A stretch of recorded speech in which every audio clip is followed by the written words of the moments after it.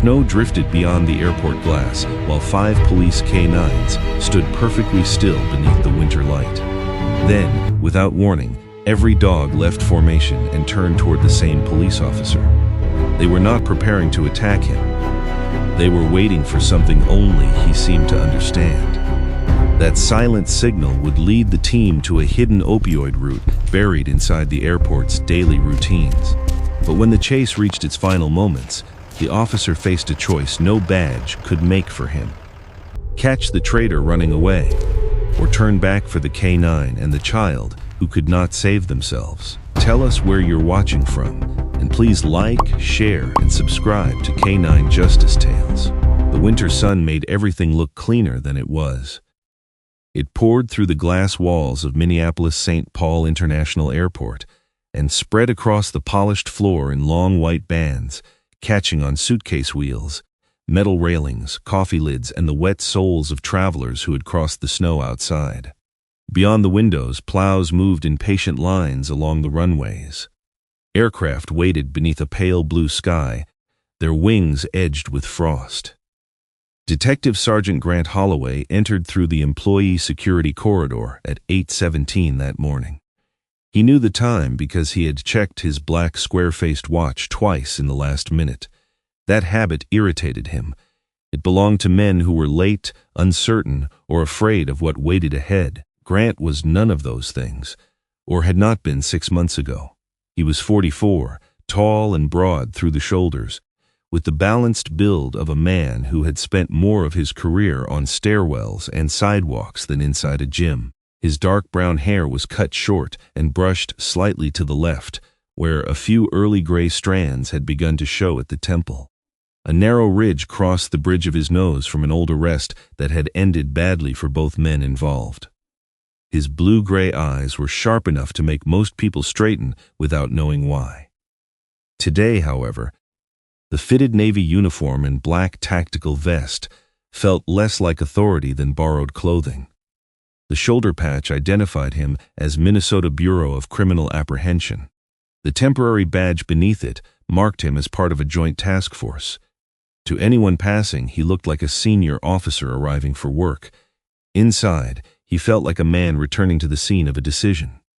6 months earlier, Grant had ordered a team through the rear entrance of a warehouse before the 2nd Surveillance Unit confirmed the interior layout. The suspect had been preparing to flee. Grant had believed they were losing the only clean opportunity they would get. He had been wrong about the opportunity. He had been right about the suspect. That distinction had seemed important until Owen Carver came out on a stretcher with his left leg wrapped in blood-soaked compression gauze. No one had formally blamed Grant. Owen had not blamed him either, which somehow made it worse. Reports used phrases like incomplete intelligence and rapidly evolving conditions. Grant had signed every page without changing a word.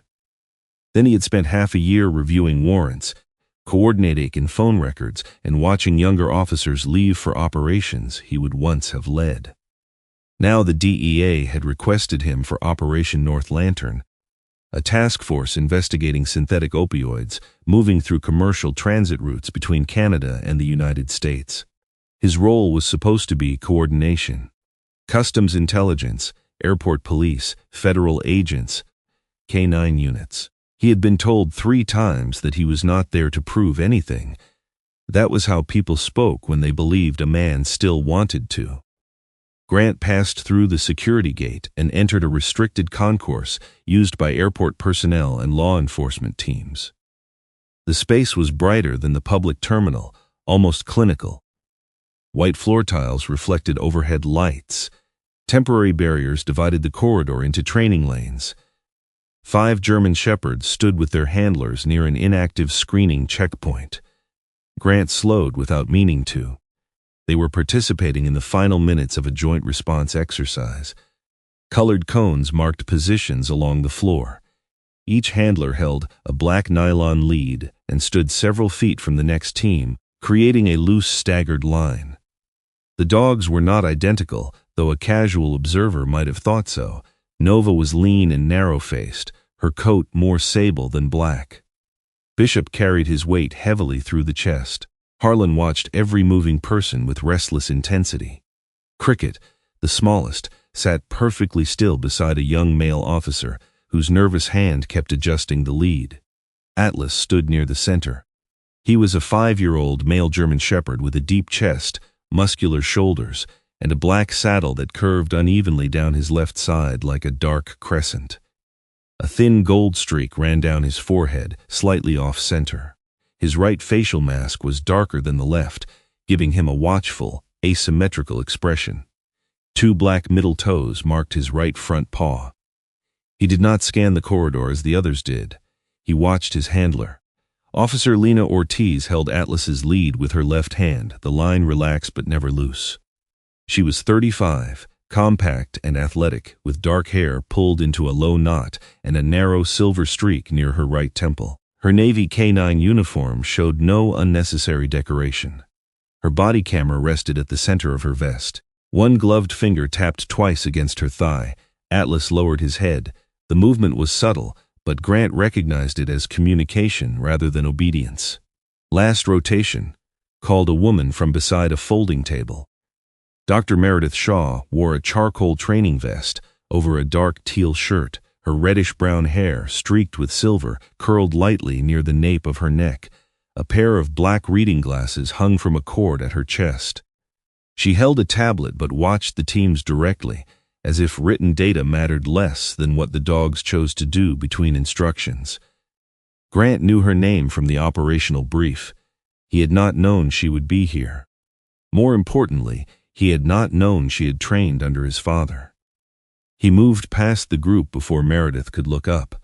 At the far end of the restricted corridor, Special Agent Naomi Vance stood beside 2 airport police supervisors and a portable display board covered with route diagrams. She wore a dark blazer over a charcoal turtleneck, her DEA credentials clipped at the waist. Her black-brown hair ended cleanly at her jaw and was tucked behind one ear. Even from a distance, she had the stillness of someone who disliked wasted movement. Grant had met her once by video. She had asked him no personal questions and had not mentioned the warehouse operation. That told him she had read every page. He was halfway toward her when a metal inspection tray slipped from a cart near the checkpoint. The sound cracked through the corridor. Grant turned. He did not think. His left arm crossed his body as though shielding someone behind him. His weight shifted back onto his right foot, then diagonally left. His thumb pressed into the middle joint of his index finger, a movement stored beneath memory, a lesson repeated in a training yard before he was old enough to understand why his father demanded perfection. "Hold crown," Grant said quietly. Atlas rose, not with aggression, not with the explosive pull of a dog chasing scent. He stood in a single controlled motion and moved forward, drawing Lena 2 steps off her mark. Atlas. Lena's voice was firm, but the dog did not sit. Nova turned next. Bishop followed. Harlan came up from his crouch, and Cricket shifted so sharply that his handler nearly lost the lead. Within seconds, all 5 teams had moved. The dogs spread into a wide arc around Grant. The handlers remained attached to them, forced into unfamiliar positions by the coordinated pressure. Atlas took the forward left angle. Nova mirrored him on the right. Bishop and Harlan widened the edges. Cricket held the shallow rear. None of the dogs looked at Grant. Every one of them faced outward. The corridor changed. Conversations stopped. A security officer near the gate placed a hand on his holster. One airport supervisor stepped backward and collided with the folding table. The metal legs scraped loudly across the floor. Grant remained in the center of the formation, his arm still half raised. For one strange instant, the airport vanished. He saw packed dirt, white fence posts, his father standing 30 feet away with a whistle between his teeth and no patience in his face. Not a word of praise. Never praise when the movement was correct, only another repetition. Again. Again. Again. Grant lowered his arm. Atlas did not move. "Sir, stay exactly where you are," Lena said. Her voice was controlled, but her grip had shortened on the lead. She stood slightly behind Atlas's shoulder, giving him room while preventing a forward lunge. "I'm not moving. You issued a trained command." I didn't intend to. That doesn't change what happened. Naomi crossed the corridor toward them. She did not hurry, though 2 airport officers followed with visible tension. Confirm his credentials, she ordered. One of the supervisors blinked. He's on the task force. Confirm them anyway. Grant looked at her. Naomi's hazel eyes settled on him without hostility. That was worse. Hostility could be answered. Assessment simply waited. Meredith had come around the edge of the formation. She ignored Grant at first. Her attention moved from Atlas to the spacing between the other dogs, then to the handler's feet, then to Grant's left hand. Don't correct them yet, she said. Lena glanced toward her. They broke their assigned positions. No. Atlas broke position. The others responded to Atlas. That is still a failure of control. It may be. Meredith looked at Grant. Show me what your left hand was doing. Grant opened it. His thumb had left a pale mark against his finger. Something altered in Meredith's expression, not surprise. Recognition weighted by something older. Do it again, she said. No, not the full sequence, just the hand. Grant pressed his thumb against the middle joint of his index finger. Meredith let out a breath through her nose. Who taught you that? He already knew she knew. Malcolm Holloway. The corridor seemed to contract around the name. Meredith studied his face more carefully now, seeing details she had missed before. The shape of the eyes, perhaps, or the tension at the jaw. You're Grant.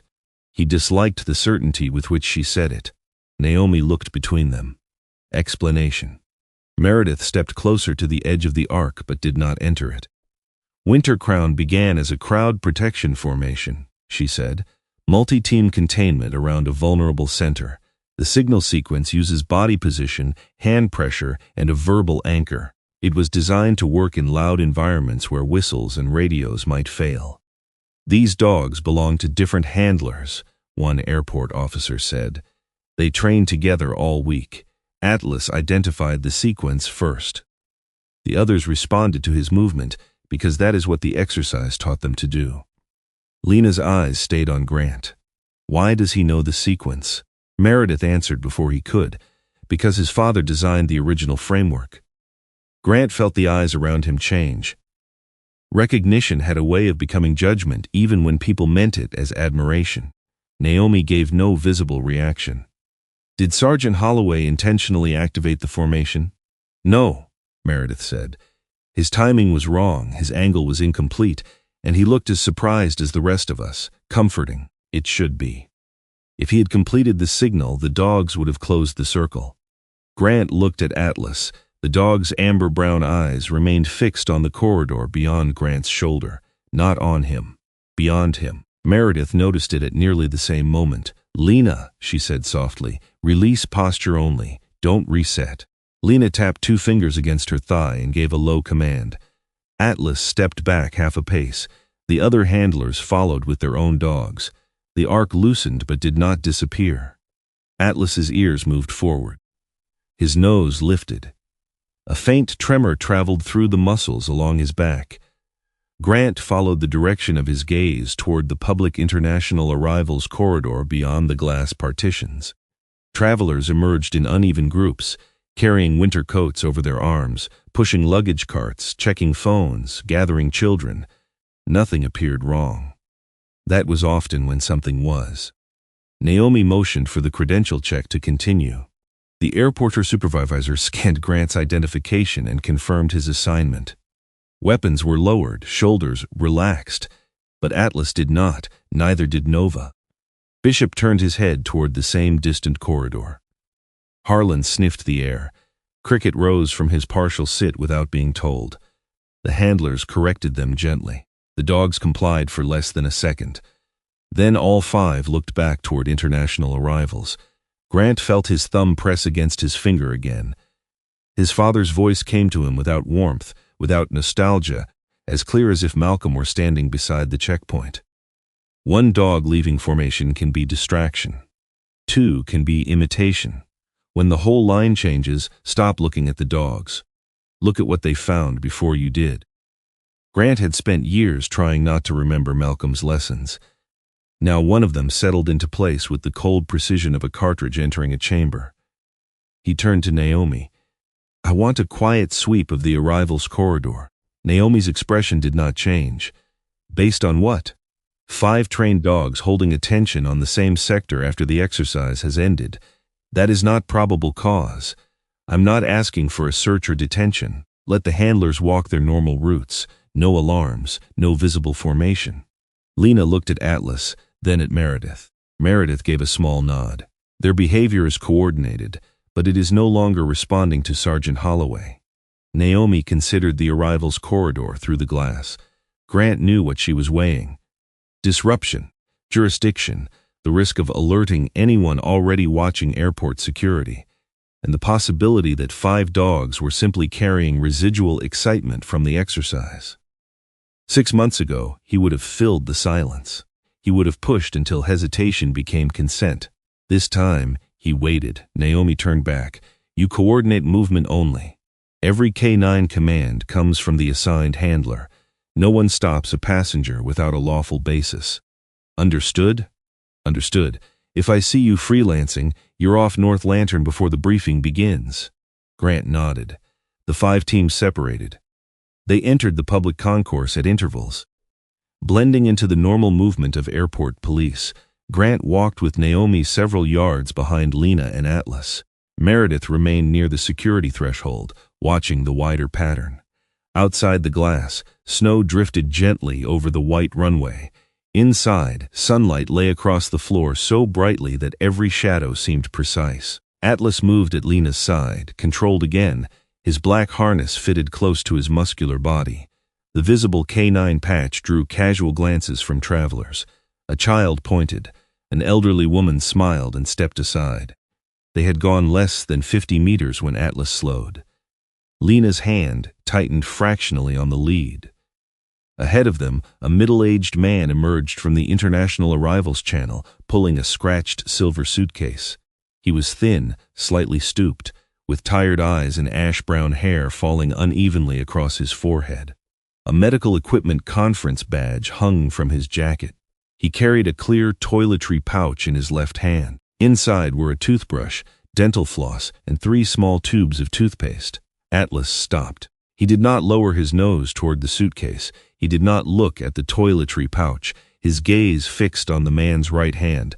A dark gray glove covered it completely. The man noticed the dog. For a heartbeat, he stopped breathing. Then he smiled. It was the careful smile of someone who had practiced appearing harmless. The man's smile did not disappear when Atlas stopped in front of him.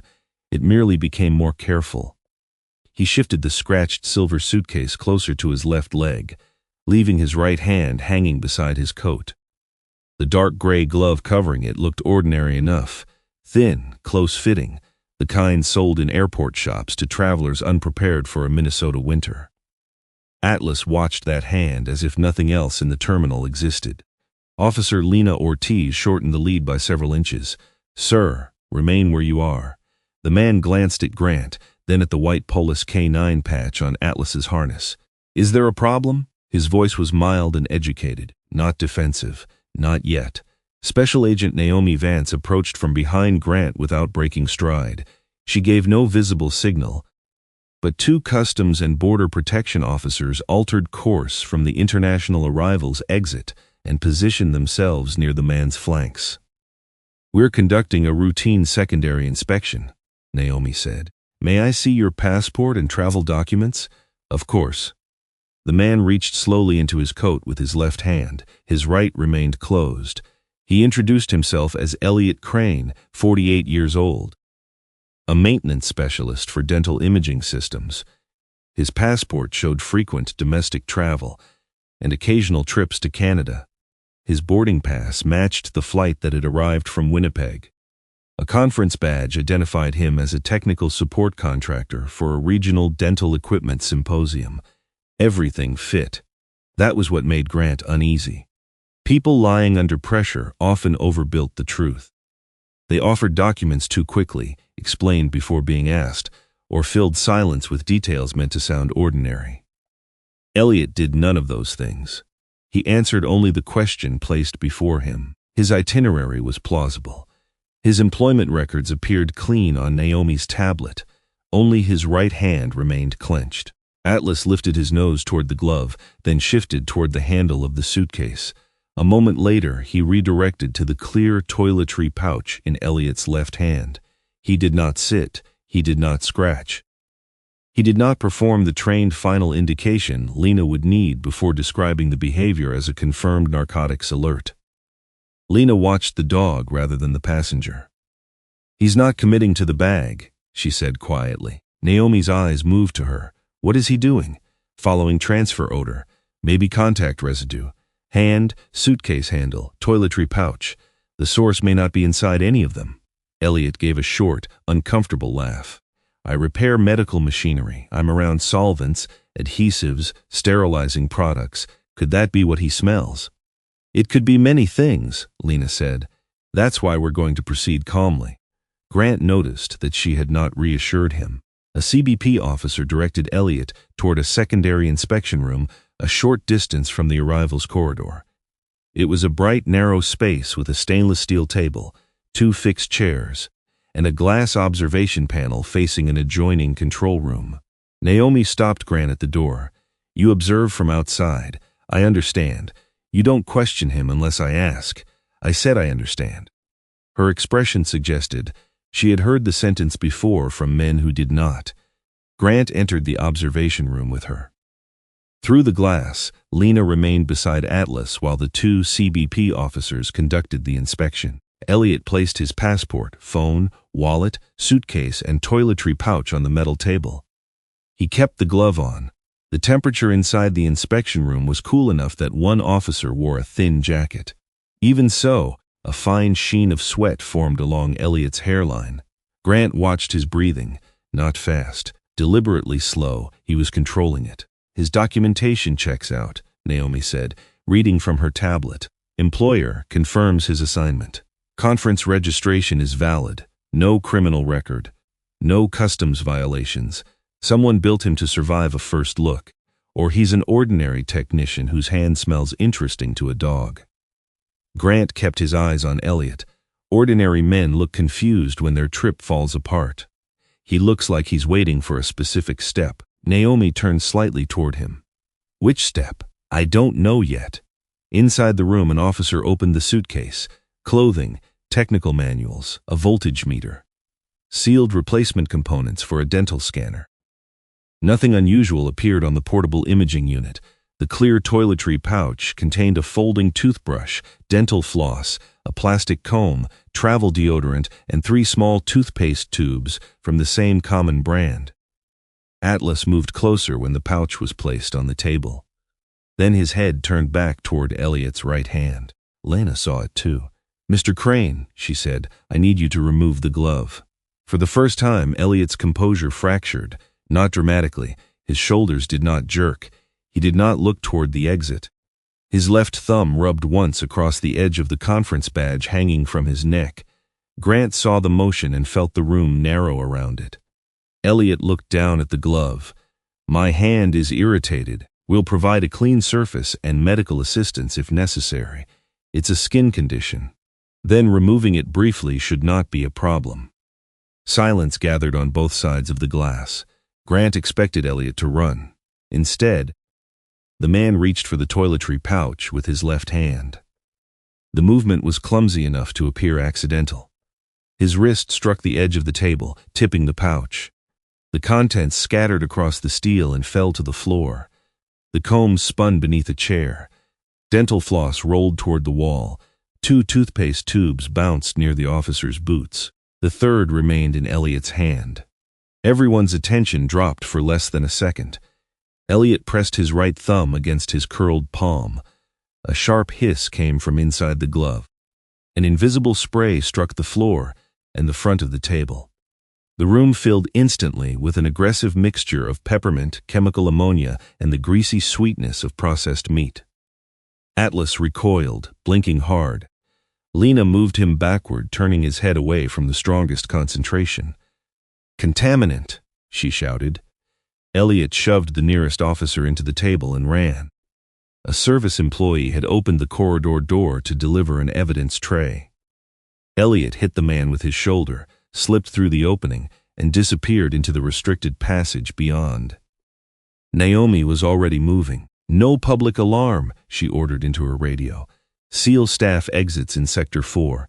Plain language traffic only. Possible accomplices may be monitoring security channels."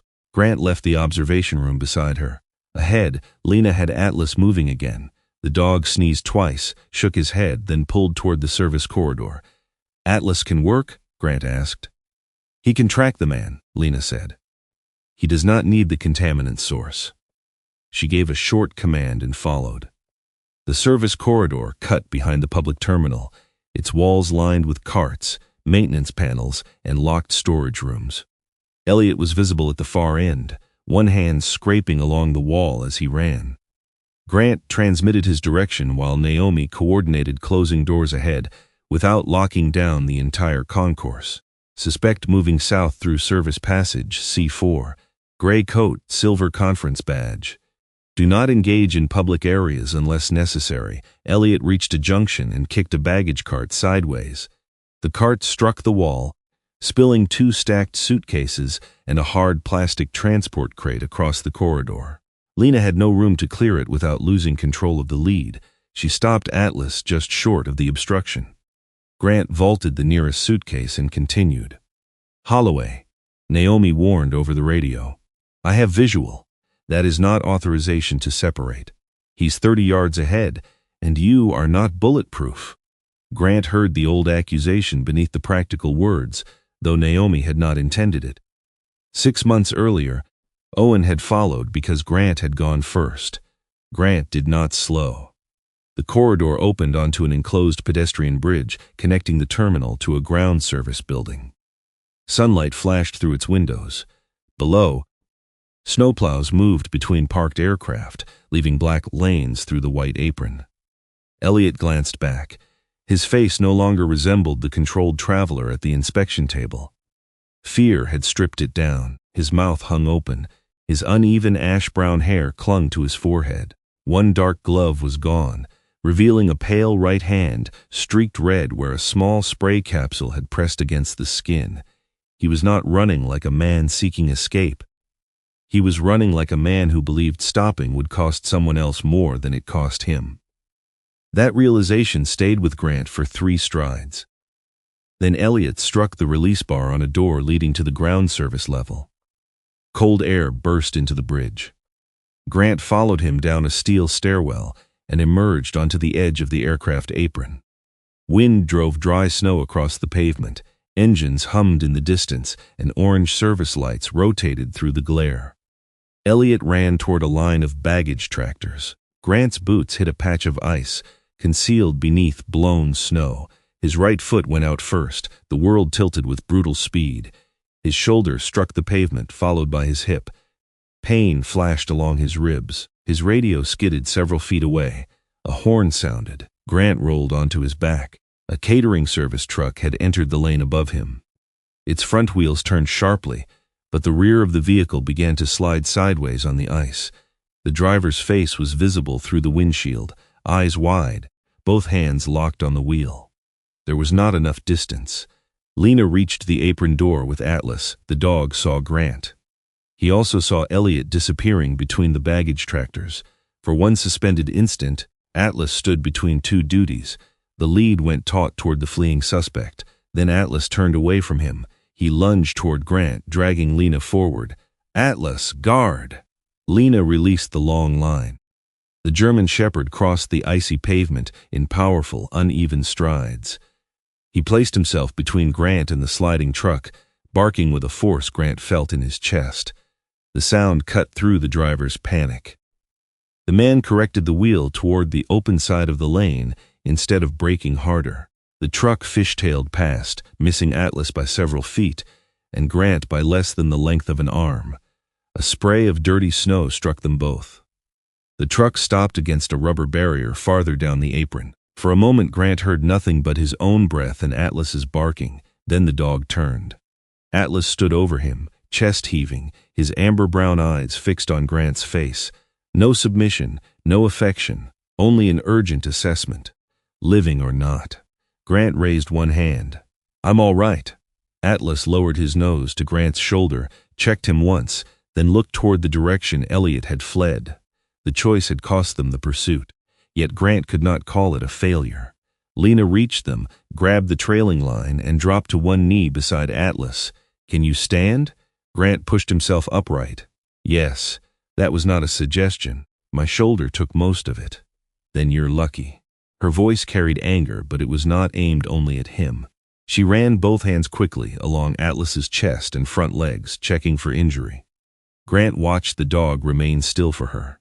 Atlas belonged to Lena, trusted Lena. Answered Lena. What had happened on the apron was not a transfer of loyalty or some inherited recognition of Grant's father. Atlas had seen a member of the working group in immediate danger and had acted according to training, judgment, and temperament. He had protected the center. A radio call broke through the wind. "Suspect contained at West Service Gate. Repeat, suspect contained. No weapon visible." Naomi arrived less than a minute later with 2 airport officers. She took in Grant's wet uniform, Lena's expression, and Atlas standing between them. "You separated from the team," she said. "Yes." "You entered an active vehicle lane alone." "Yes." "And the dog abandoned a viable pursuit to keep you from being crushed." Grant looked at Atlas. "Yes." Naomi's jaw tightened. "We will discuss that after the evidence is secured." She turned away before Grant could respond.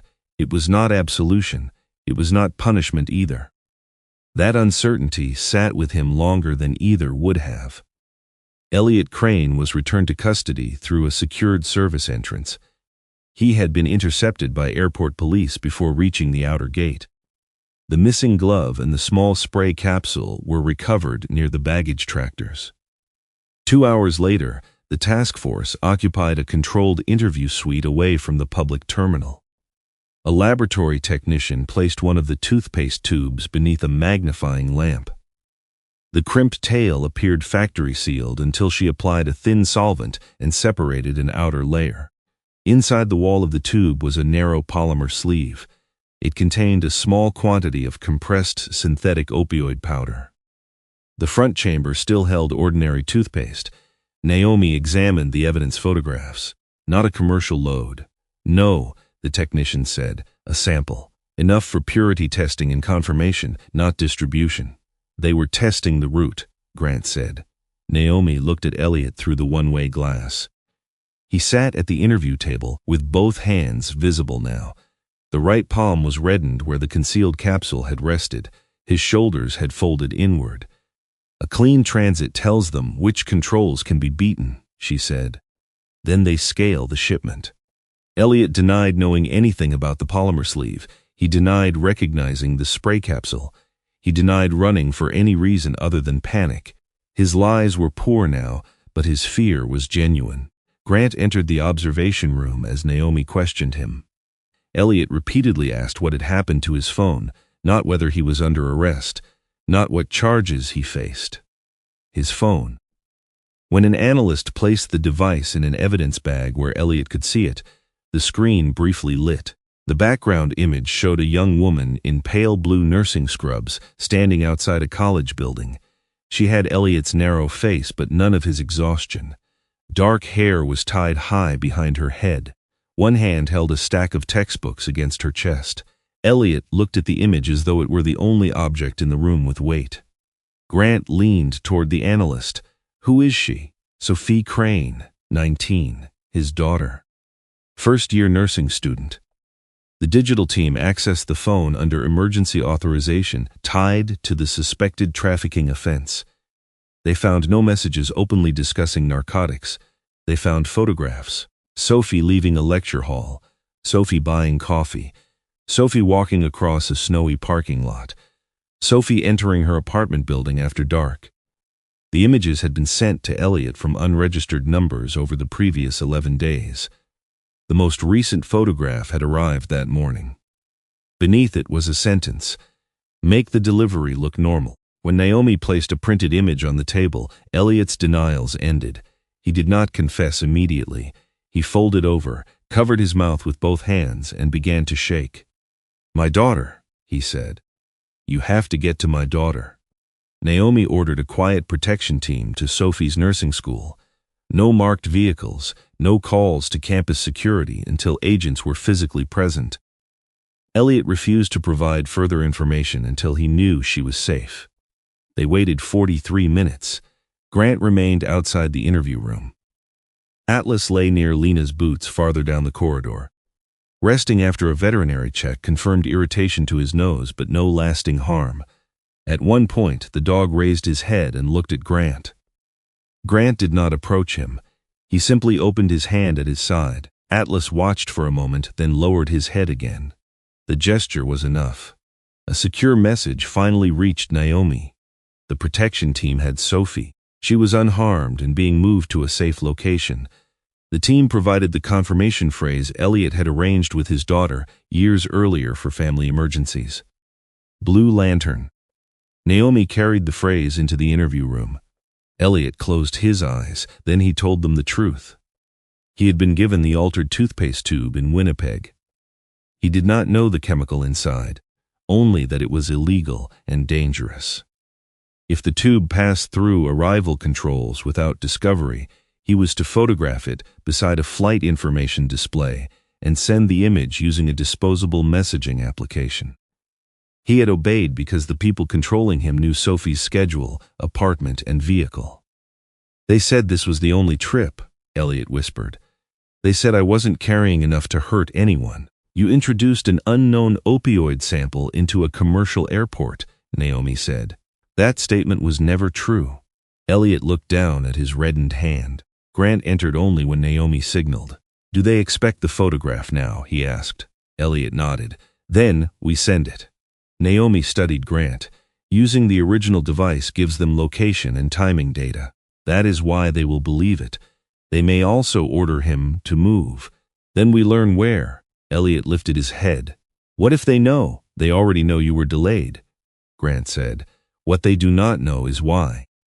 Naomi considered the phone, the altered tube, and the man whose fear had finally become useful. She approved the controlled communication.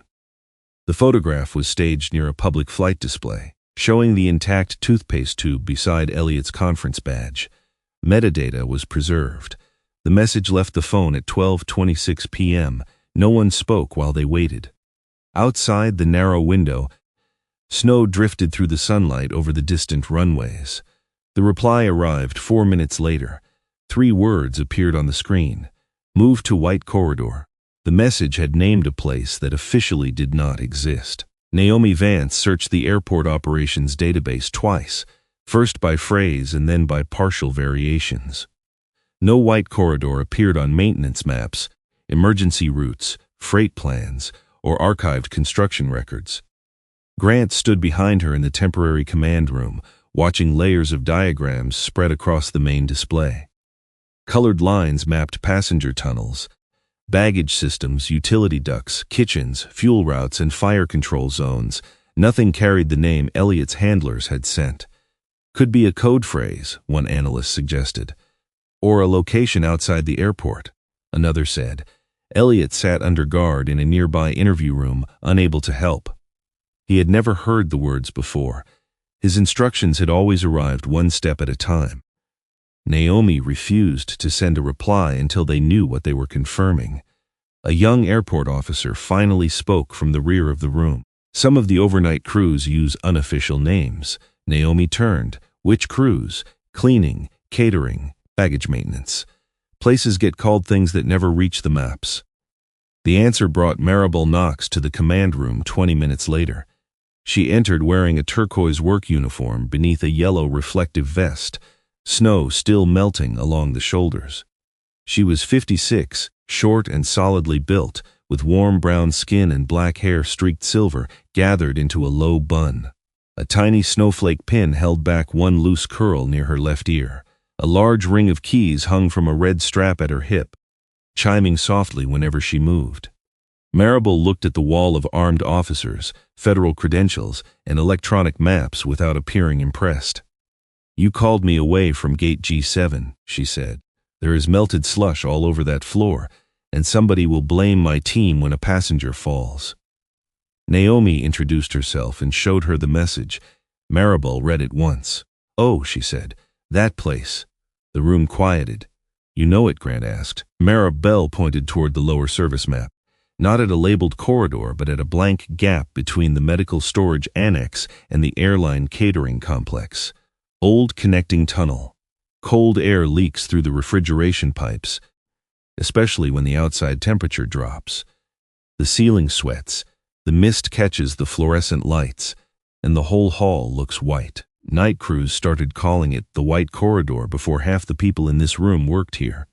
"Why isn't it marked?" Naomi asked. "It is marked, just not by that name." Maribel leaned closer to the screen. Utility Passage, C-19. An operations technician brought up the location. The corridor had been partially closed for maintenance, but remained available for emergency logistics during severe weather. Because multiple flights had been delayed by snow that morning, airline contractors had reopened it to move blankets, hygiene kits, bottled water, and food supplies between storage areas. Naomi's expression sharpened. A shipment of toiletries moving through an unofficially named service tunnel was no longer coincidence. She organized the inspection quietly. Grant would accompany Lena Ortiz and Atlas. Meredith Shaw joined to evaluate any uncertain canine behavior. 2 DEA agents handled evidence security. An airport systems technician carried access tools and a portable network monitor. Maribel came because she knew the older service passages better than anyone else available. The remaining 4 K9 teams were stationed at exterior access points under their own handlers. Naomi stayed in mobile command, coordinating cameras and personnel without broadcasting the purpose of the search. Before they left, Deputy Security Commander Warren Sutter entered the room. He was 53, broad through the torso, with carefully combed salt and pepper hair and a square face that seemed built for official photographs. His Navy command jacket sat neatly over a white shirt and gray-blue tie. A silver signet ring bearing a small falcon rested on his right hand. "I'm told you're moving the dogs into a maintenance sector," he said. "Only one team," Naomi replied. Sutter's mouth tightened almost imperceptibly. "Those units are more useful in passenger areas. With the weather delays, we have crowd density increasing across 3 concourses. 4 teams will remain above. Keeping even one near catering storage seems unnecessary." Meredith looked up from adjusting the strap of her training bag. "Atlas disagrees." Sutter glanced at the dog. "Dogs are not responsible for allocating security assets." "No," Meredith said. "People are. That is why we look at what the dogs notice before deciding whether to ignore them." Naomi ended the exchange before it grew sharper. "The deployment stands." Sutter gave a professional nod and left. Grant watched the silver falcon on his ring disappear through the door, remembering nothing significant about it except that Sutter had covered it with his thumb when Meredith challenged him. The entrance to Utility Passage C-19 lay behind a freight elevator and 2 coded doors. Once inside, the group entered a world far removed from the bright terminal. The corridor was long and narrow, lined with insulated pipes, utility cabinets, and concrete walls painted a tired industrial gray. Cold vapor drifted from overhead refrigeration lines, turning white beneath fluorescent lights. The floor sloped gently toward the catering complex. White Corridor was not a poetic name. It was simply accurate. Maribel led them past stacked emergency cots and sealed pallets of bottled water. "Crews use this route when passengers get stranded overnight," she explained. "During the Christmas storm 3 years ago, we moved 600 blankets through here." Grant noticed how she spoke of the airport, not as a building, but as something she had cared for through years of bad weather and human inconvenience. Atlas moved beside Lena at a controlled pace. His nose worked the lower air currents, then lifted toward the pallets. Unlike the intense focus he had shown on Elliot's glove, his interest shifted gradually from surface to surface. At the first intersection, Atlas paused. Lena gave him room. He ignored 2 carts of packaged meals and turned toward a row of cardboard cartons marked Passenger, Comfort Kit. Winter Delay Responds. The cartons bore valid airline labels. Their seals appeared intact. Printed manifests showed toothbrushes, toothpaste, socks, hand wipes, and sleep masks. An airport technician scanned the inventory code. Registered at 6:42 this morning, he said. Authorized for flight operations relief. Origin? Grant asked. The technician checked again. North Storage. Meredith watched Atlas trace the lower corners of one carton. He has odor, she said. Weak, dispersed, possibly through contact surfaces. Lena directed Atlas along the full row. He showed the same interest in 5 cartons, then sat beside the 6th. The final indication was calm and unmistakable. The DEA evidence team photographed the seals before opening anything. Naomi listened over a secure wired channel while the first carton was moved onto a stainless work table. The seal looked legitimate. Grant studied the printed serial number. A familiar voice came through his earpiece, roughened slightly by fatigue and the dry acoustics of a remote office. You've got a duplicate. Grant went still. Owen Carver had joined the operation from the BCA Analysis Center, where he could work seated while his injured leg continued to heal. Grant had not expected Naomi to assign him to North Lantern. He suspected Owen had requested it himself. What did you find? Grant asked. The seal number on your carton was logged yesterday at North Storage. Same carrier, same relief category, different pallet weight. Could be a data entry error. Could be. Except I called the warehouse supervisor. The original pallet is still there. Grant looked at the row before them. So this one is a copy. Not just the sticker, Owen said. Someone cloned the full manifest. The first carton was opened. Inside were 24 identical toiletry kits. A technician cut open one toothpaste tube, dissolved the outer adhesive, and exposed the narrow polymer sleeve hidden within its wall. The second tube had the same construction. So did the third. The scale of the operation changed in the room without anyone saying so. There were hundreds of tubes, not enough to supply a city, but far more than a test sample. Concentrated material could be divided, processed, and diluted after distribution. The real value lay not in the number of tubes, but in what each could become. These aren't waiting to board a passenger flight, Grant said. The airport technician checked the movement order attached to the pallet. They're scheduled for catering transfer. Vehicle pickup in 18 minutes. Catering trucks leave through service gates, Lena said, and they are rarely opened once the seals match, Maribel added. Naomi's voice came through the hardline receiver. Secure the entire shipment. Do not move it until hazardous material protocols are in place. The DEA agents began documenting the remaining cartons. A warning tone sounded overhead. Not an alarm, just 2 soft electronic notes. The airport technician looked toward the nearest control panel. That is maintenance isolation. Heavy steel doors began descending at both ends of the corridor. Override them, Grant said. I'm trying. Lena called Atlas back as the first barrier reached the floor between her and the evidence table. The corridor divided in seconds. Grant, Atlas, and Maribel were trapped on the lower side of the sealed section. Lena, Meredith, the DEA agents, and the systems technician remained behind the steel door with most of the evidence. Grant! Lena's voice came faintly through the barrier. He keyed his radio. Static answered. The ceiling lights flickered. Maribel pulled a small yellow flashlight from her uniform pocket. That is not normal maintenance. A mechanical clunk sounded uphill. Then came the quiet whine of an electric motor. A driverless cargo tug emerged from the pale mist at the far end of the passage. It had likely been left in powered standby for service crews, but now it was moving downhill. 3 industrial solvent containers were strapped to its rear platform. The tug was aligned directly with the evidence pallets. Grant calculated the distance, slope, and speed.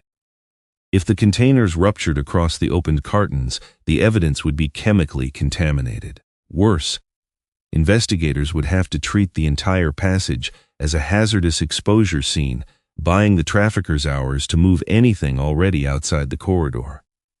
A wall-mounted control panel stood 30 yards uphill. Grant started toward it. Owen's voice cracked through the backup bone conduction earpiece Grant wore beneath his collar. The connection was faint, passing through an independent emergency network. Holloway. Grant kept moving. Panel should have a local stop. Don't. The word was distorted but unmistakable. Grant looked at the approaching tug. Owen, I can reach it. That's what you said at the warehouse. The sentence struck harder than an accusation. Grant stopped. The tug continued toward them, its wheels humming over concrete. For months, Grant had imagined Owen confronting him about that night. In those imagined conversations, Owen shouted. He blamed. He demanded an apology Grant did not know how to give. Instead, Owen used the same calm voice he had always used when pointing out a bad angle or an unsecured doorway. Look first, Owen said through the static. Then move. Grant forced himself to turn away from the obvious solution. Atlas was not watching the vehicle. The dog stood near the right wall, nose raised toward a thin stream of colder air escaping through the edge of a maintenance hatch. Grant followed his attention. A steel panel, half hidden behind insulated pipework, had no electronic lock, only two recessed latches. Maribel, where does that go? She moved beside him, keys rattling against her vest. Old pipe access. It runs parallel to the corridor. Does it reach the electrical junction? If nobody sealed the middle section, the tug was less than 50 yards away. Grant pulled the first latch. It resisted. Maribel handed him a flat utility key from her ring. Not that one. Red stripe. He inserted it and turned. The hatch opened into darkness barely wide enough for a person to crawl. Grant looked at Atlas. Lena was on the other side of a steel door. The dog had no handler beside him. Grant did not issue a command. He entered the passage and let Atlas decide. After one brief glance toward the sealed barrier behind them, Atlas followed. Maribel came last and pulled the hatch nearly closed, leaving a narrow wedge of light. The pipe tunnel was colder than the corridor. Grant crawled over cable trays and beneath low support braces, guided by Maribel's flashlight from behind. Atlas moved carefully between them, body low, the claws finding purchase on metal grating. The darkness altered distance. Every turn seemed longer than it was. Grant's shoulder still ached from the fall on the apron. The confined space pressed against his ribs, and for several seconds he could hear nothing but the tug's vibration traveling through the wall. Then Atlas touched his nose to Grant's open hand. Once. A quiet point of reference. Grant moved forward. At a junction, the tunnel divided. Maribel raised the flashlight but could not see the faded utility markings. The left should reach refrigeration, she whispered. The right might go to electrical. Might? They changed the pipes 8 years ago. Atlas lifted his head toward the right passage. Cold air moved through his fur. Grant trusted the airflow, not as a mystical signal but as evidence. Active ventilation near an energized equipment room. They turned right. The tunnel ended at a grated enclosure overlooking a compact utility bay. Below them stood a manual emergency disconnect mounted beside an old transformer cabinet. Grant kicked the grate twice before its corroded fastener broke. He dropped into the bay, found the lever labeled Auxiliary Cart Power, C19, and pulled it down. The electric whine ceased. For several seconds, there was no confirmation. Then Owen's voice returned. Vehicle stopped. How close? A pause. 11 feet from the first pallet. Grant placed one hand against the transformer cabinet and let his breath leave slowly. Atlas dropped into the utility bay beside him. The dog pressed his muzzle once against Grant's palm, then turned toward the exit door as if the moment required no further acknowledgement. Maribel climbed down with considerably less grace and more criticism. I told facilities that grate needed replacing. Grant almost laughed. It was the first time that day his body had attempted the sound. Emergency engineers restored the maintenance doors 10 minutes later. Lena came through the opening before anyone else. She went directly to Atlas, checking his pause, harness, and breathing. Only when satisfied did she look at Grant. You took him into a utility shaft without me. He followed. That is not a defense. No. Her eyes narrowed, perhaps because he had not argued. But he led us to the cutoff, Grant added. Lena rested one hand against Atlas's shoulder. Then, next time, you listen before the situation becomes an emergency. Grant glanced toward the stopped tug. I'm beginning to see a pattern. The systems team traced the maintenance isolation command. It had been issued through a management-level credential, but the code identified a privilege class rather than a named user. 4 people possessed that level of access: Commander Ruth Mallory, Deputy Commander Warren Sutter, the airport fire chief, and the Director of Facilities Operations. No single name could be accused. Meredith stood beside the control terminal while technicians reconstructed the access timeline. Sutter wanted the dogs moved away from this sector, she said.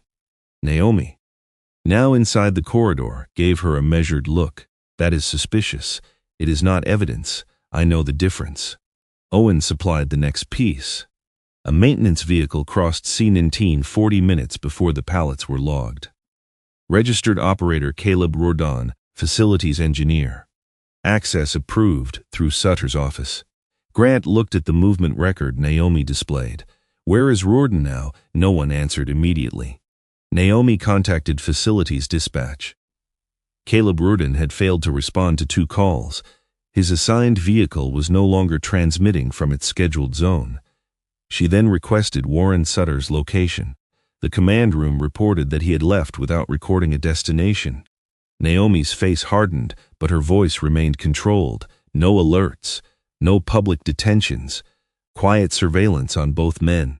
Lock their system privileges without notifying them. An operations officer contacted the logistics desk to freeze the duplicated shipment. His expression changed as he listened. What? Naomi asked. The transfer authorization was split across 3 vehicles before we issued the hold. How many have moved? 1 still at catering storage. 2 cleared the loading area. Stop them at the internal gates. The officer shook his head slowly. They already have outbound authorization. Beyond the sealed service doors, the airport continued to function beneath the bright winter sun. Passengers walked toward flights. Snowplows cleared the runways.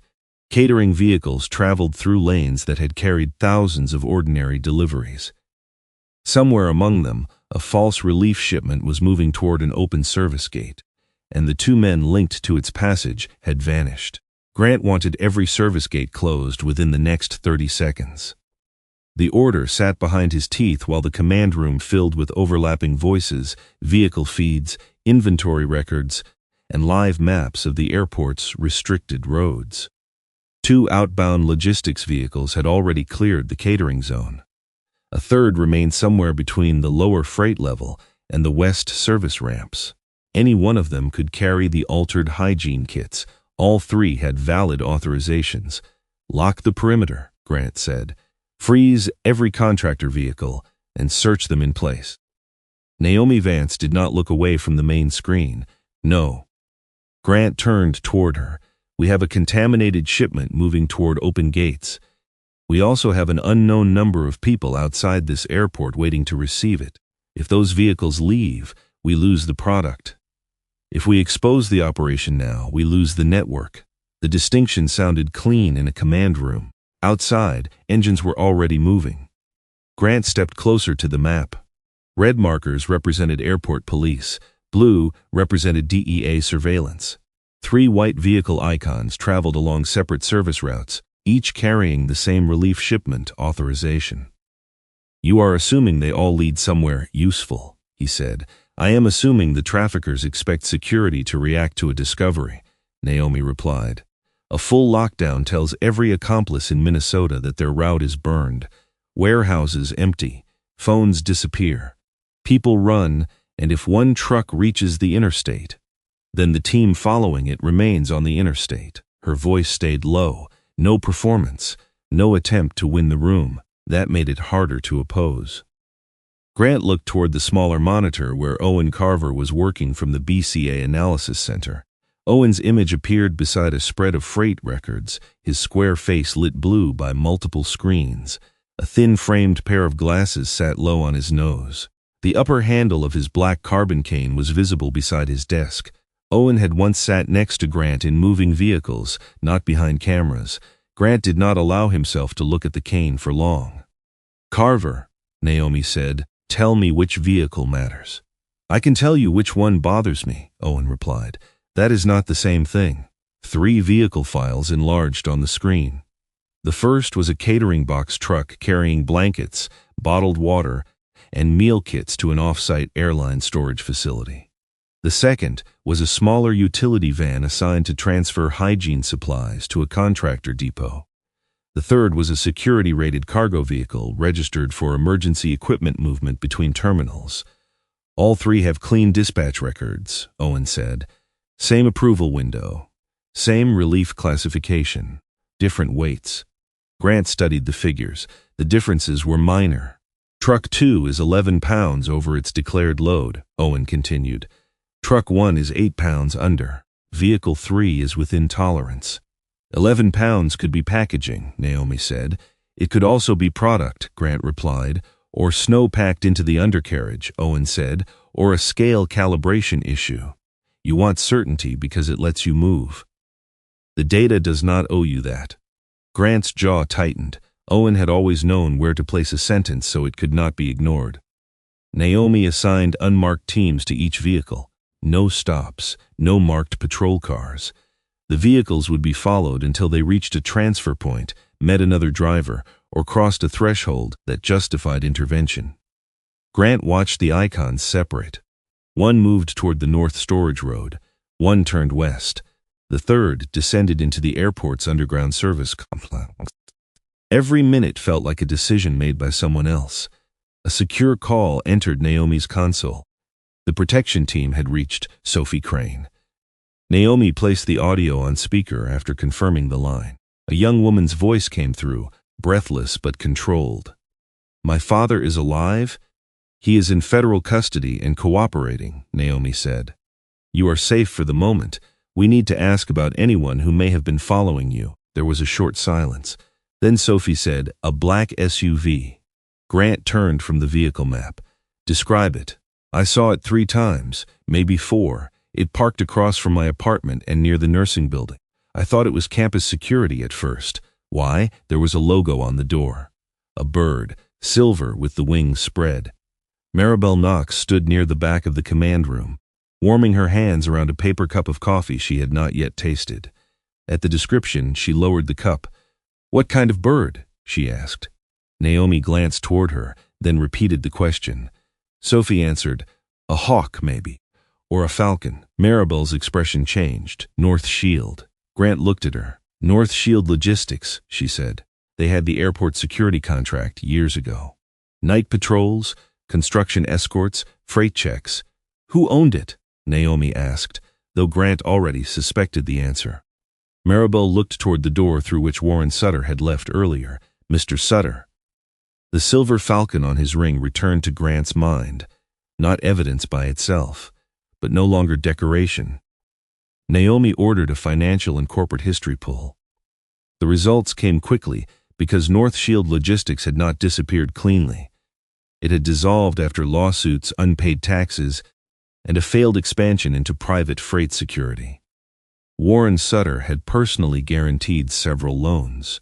His debt exceeded what his airport salary could reasonably service. Bank records showed payments routed through shell consulting companies over the last 4 years. The amounts were small at first, then larger, regular. Owen traced one shell company to a transportation broker already flagged in a federal narcotics investigation. Naomi stood with both hands resting on the command table. He began by selling access, she said. Shift schedules, Grant added. Camera blind spots. Gate traffic, which shipments get waved through. Then someone kept proof of the payments and used it to keep him inside. Owen's voice came through the monitor. That may explain the beginning. It does not explain 4 years of growth. Grant looked at the transaction pattern. The later payments were not the marks of a frightened employee being squeezed. They resembled profit shares.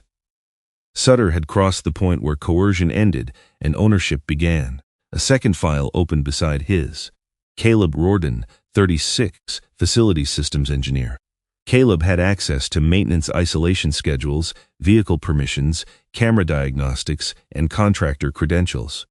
His salary was ordinary. His expenses were not. Most of his debt came from private medical treatment for a younger brother with a rare blood disorder. but Caleb's activity log differed from Sutter's. Twice in the previous year, he had canceled maintenance overrides shortly before occupied areas were affected. On 3 occasions, he had delayed vehicle access because passenger traffic had been too high. He has been limiting risk, Naomi said, while still helping move narcotics, Grant replied. Yes, there was no softness in her answer. Understanding a motive did not erase the choice. An update flashed from the surveillance teams. Vehicle 1 had reached the North Storage Road and stopped beside an airline warehouse. Vehicle 2 continued toward an external contractor depot. Vehicle 3 had entered the lower garage network beneath the terminal. Lena's voice came over the tactical channel. Command, K92. Visual on Vehicle 3. Rear seal appears misaligned. Grant moved closer to the microphone. What do you mean? The printed number matches the manifest, but the seal head is turned inward. Whoever installed it wanted the number visible from one camera angle only.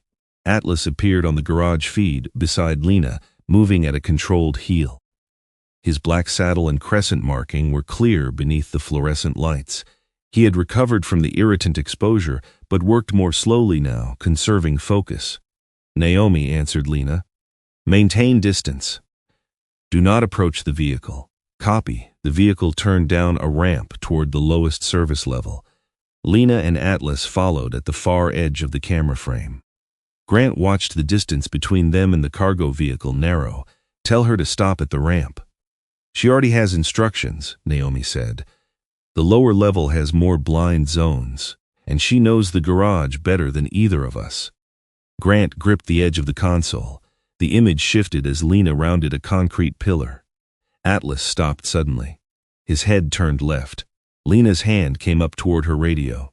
Command, I have. The feed broke into static. Her body camera froze on a blurred image of a loading lane, then went black. Grant was already moving toward the door. Naomi stepped into his path. No, we lost her. We lost the feed. There is a difference only until someone finds her body. The room went silent around them. Naomi's eyes hardened. Emergency response is 2 minutes out. I can be on that ramp in 40 seconds. And that is exactly why you are staying here. Grant stared at her. He knew the route. He knew where the equipment lockers were. He knew he could reach the lower garage before a team burdened by armor and formation protocols. He also knew Owen was listening. Holloway, Owen said. Grant did not turn toward the screen. Do not make me explain my leg to you again. The words were not loud. They did not need to be. 6 months earlier, Owen had followed Grant through a warehouse door because partners followed each other even when the plan was wrong. Grant stopped, not because Naomi had ordered him to, because Owen had finally named the cost without hiding it inside a report. Grant returned to the console. 40 seconds passed, then 50. The garage cameras showed empty lanes, parked service vehicles, and concrete columns striped with black and yellow warning paint. At 63 seconds, Lena's body camera transmitted again. The image was sideways, her cheek pressed against the concrete floor. One side of her face was visible, eyes open but unfocused. Her hands were pulled behind her back.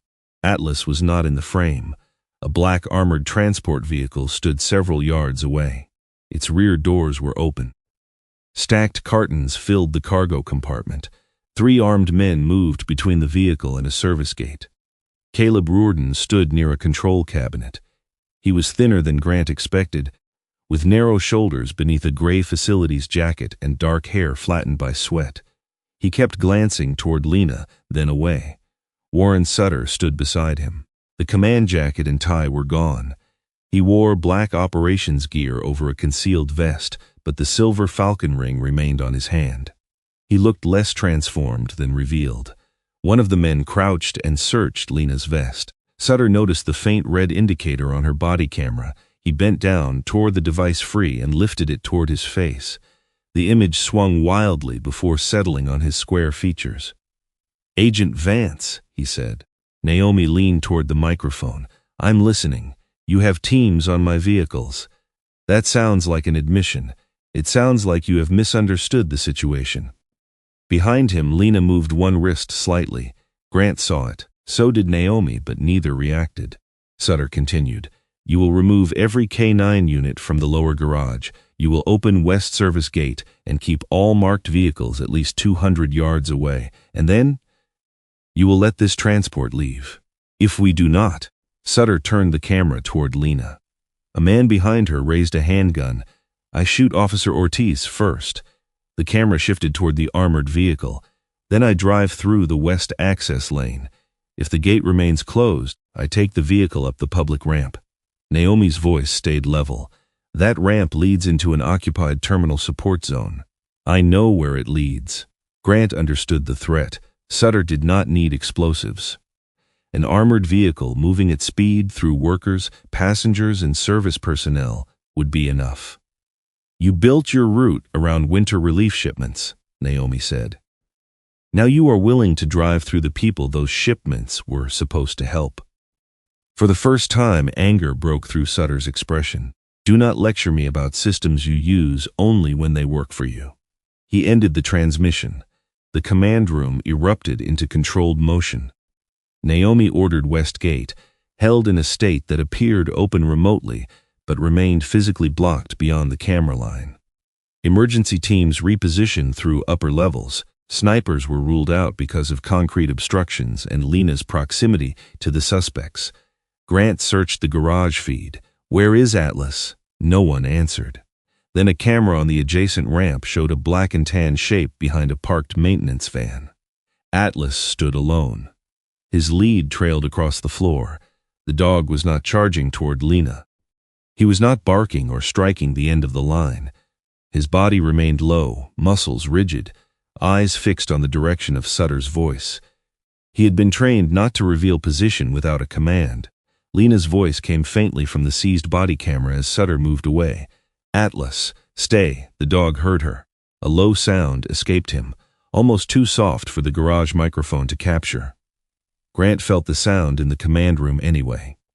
He left the console and crossed to the lower tactical monitor, where Atlas's image filled the screen. The dog's ears remained forward. His breath came quickly. Every part of him wanted to close the distance to Lena, yet he stayed. Grant lowered himself to one knee in front of the monitor station, though Atlas could not see him through the camera. A handler from another K9 team stood nearby holding Atlas's recovered long-range receiver. She could send an audio cue through the speaker on his harness, but Lena was the only person Atlas was conditioned to follow in a live threat environment. Let me speak to him, Grant said. The handler hesitated. He may not respond to you. I know. Naomi looked over. Grant did not use hold crown. He did not press his thumb against his finger or repeat any signal inherited from Malcolm. He simply placed one open hand on the floor beside the receiver and spoke in a calm, ordinary voice. Atlas. The dog's head shifted slightly toward the sound from his harness. Grant said nothing else. No command, no demand. Atlas looked back toward Lena, then toward the speaker. He remained where she had ordered him to stay. For several seconds, nothing changed. Grant kept his hand open. The gesture was invisible to the dog, but it changed something in Grant. He was no longer trying to pull Atlas into obedience. He was waiting for the dog to decide whether his presence belonged inside the moment. The remote handler activated the garage maintenance camera closest to Atlas. A motor turned softly above him. On the screen, the dog glanced toward the lens. Then he stepped backward into deeper cover. A moment later, he lowered his muzzle toward the small speaker clipped to his harness, as though accepting the voice attached to it. Grant rested his fingertips against the floor. Atlas gave one quiet breath and settled beside the maintenance van, still watching the path to Lena. It was not submission. It was not ownership. It was trust offered under conditions Grant had not earned through command. Naomi came to stand beside him. We do not rush the garage, she said. Grant kept his eyes on Atlas. No, we make Sutter believe he controls the exits, yes, and we build a plan around Lena's position, not our anger. Grant looked up at her. Yes. Across the garage, Atlas remained hidden, waiting for the woman who had given him his last order. For the first time since arriving at the airport, Grant did not feel the need to move before anyone else. He felt the weight of every life inside the formation, and he stayed still. Naomi Vance gave Warren Sutter the retreat he wanted. At least, that was what the cameras showed. Marked airport police vehicles reversed away from the western garage entrances. 2 K9 transport units pulled back toward the public terminal. Officers visible on the lower-level feeds abandoned their positions and disappeared behind concrete ramps. Sutter would see empty lanes, open distance, and a service gate that appeared ready to release. What he could not see were the unmarked response teams entering through maintenance stairwells, the handlers moving behind ventilation housings, or the mobile command post parked inside a decommissioned snow equipment bay 1 level above him. Grant Holloway stood at the center of that command post, surrounded by garage plans, live camera tiles, and 5 tracking markers. He had wanted to be on the concrete below. Naomi had given him something harder. "You coordinate the formation," she said. "You do not enter the garage unless I authorize it." Grant looked at the tactical map. Atlas does not have Lena. He has an auxiliary handler for the line and equipment. No one is replacing Lena's commands. The distinction mattered. A young K9 officer named Daniel Price had been assigned to support Atlas. Daniel was 28, narrow-faced, and visibly aware that he had been handed responsibility for a dog who did not belong to him. He held the long line, but avoided shortening it unnecessarily. His job was to prevent entanglement, preserve distance, and relay Grant's positioning instructions. Atlas remained behind the maintenance van where Lena had ordered him to stay. His attention had not left the lower garage. Dr. Meredith Shaw stood beside Grant with a grease pencil in one hand. She had drawn 5 arcs across a transparent overlay placed over the garage plan. "Winter Crown is not 5 dogs rushing one target," she said. "That is how people misunderstand it when they only see the final shape." She tapped the first 2 arcs. Atlas and Nova locate the moving center, Lena, and the vehicle carrying her. Her pencil shifted to the upper ramps. Bishop and Harlan control exits. They do not pursue unless their handlers receive a release condition. The final mark rested beside the service elevators. Cricket remains with the medical team. If civilians enter the garage or Lena comes out injured, Cricket becomes a moving barrier between them and the threat. "And the arrest?" Daniel asked over the tactical channel. "The emergency response team handles the armed men," Naomi answered. "The dogs shape the space. They do not replace officers." Grant studied the plan. Winter Crown had once seemed to him like one more thing Malcolm Holloway loved more than his own family, a geometric answer to human chaos. Looking at it now, Grant saw something less elegant and more demanding. Every dog had a role. Every handler had limits. Every opening had to remain safe for someone who might need to escape. The formation was not built around domination. It was built around restraint. A garage camera flickered. Sutter's armored vehicle rolled forward. "Movement," an analyst called. The vehicle did not approach West Service Gate. It turned north. Naomi leaned toward the screen. "He is early." Sutter had not waited for confirmation that the visible police units had fully withdrawn. The vehicle accelerated up the first ramp, followed by a smaller maintenance truck. "He's going for the north apron," Grant said. "If he reaches ground level, he can merge with snow operations." Outside, the weather had worsened. The sunlight from earlier that morning had vanished behind thick gray cloud. Wind pushed snow across the runways in low white sheets. Plows, fuel trucks, baggage tractors, and descending vehicles moved through reduced visibility, their amber warning lights blurred by the storm. A black armored transport entering that traffic could vanish behind any maintenance convoy. Naomi transmitted the order, "Begin mobile shadow. Do not close the circle." Atlas rose at Daniel's side. Nova moved from the eastern access lane with her handler. Bishop and Harlan advanced toward separate ramps. Cricket stayed beside 2 paramedics near the service elevators, alert but still. The first response vehicle followed Sutter from a distance, keeping 2 concrete turns between them. Grant listened to the radio traffic instead of watching only the map. Tires on wet concrete. Handlers reporting line tension. A garage supervisor confirming upper doors had been cleared of civilians. Then Daniel's voice. Atlas has scent. Grant looked at the camera feed. Atlas moved fast but not recklessly, nose low, following the vehicle route through a sloping lane. His black harness shifted over his shoulders. The trailing line stayed loose enough to let him choose the path. The route opened briefly onto a covered section beside the apron. Snow blew through the side barriers. Sutter's maintenance truck slowed. Its rear door opened. A man in dark clothing threw several paper bags onto the road. The bags burst beneath the following vehicle. Dark coffee grounds scattered across the wet concrete. A white cloud of powdered cleanser rose into the air. Peppermint liquid spread from a ruptured container, mixing with fuel residue and melted snow. Atlas stopped so abruptly that Daniel nearly stepped past him. Nova turned in a tight circle farther back. They ceded the lane, Meredith said. The auxiliary handler lifted the line. Atlas, track. The dog took 2 steps, then stopped again. Daniel repeated the cue with greater force. Grant keyed his microphone. Do not push him. Daniel looked toward the small camera mounted on his vest. Sir, the target is moving, and Atlas knows that. He is losing it. No, he is sorting it. The answer came from somewhere Grant had resisted for most of his life. Malcolm's voice had never been gentle during training, yet some lessons had survived the hardness that delivered them. Do not turn uncertainty into disobedience. A dog hesitates because the world contains more information than your order. Grant looked at Naomi. I want the team stationary for 10 seconds. Sutter will gain distance. He wants us to chase the strongest smell. That is why he put it there. Naomi considered the moving vehicle icon. 10 seconds. Grant transmitted the hold. Every team stopped. Atlas stood behind a snowplow barrier, breathing through his mouth. Peppermint and cleanser drifted around him.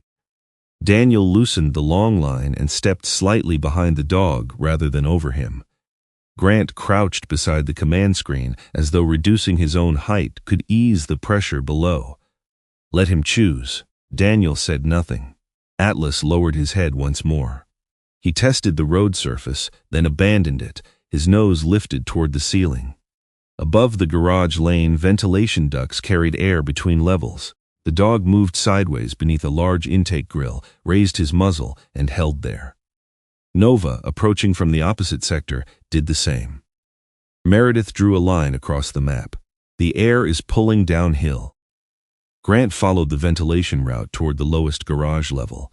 The armored vehicle on the northern feed was still moving upward, but the scent of Lena was traveling down. The vehicle we are following is empty, Grant said. Naomi turned toward the secondary screen.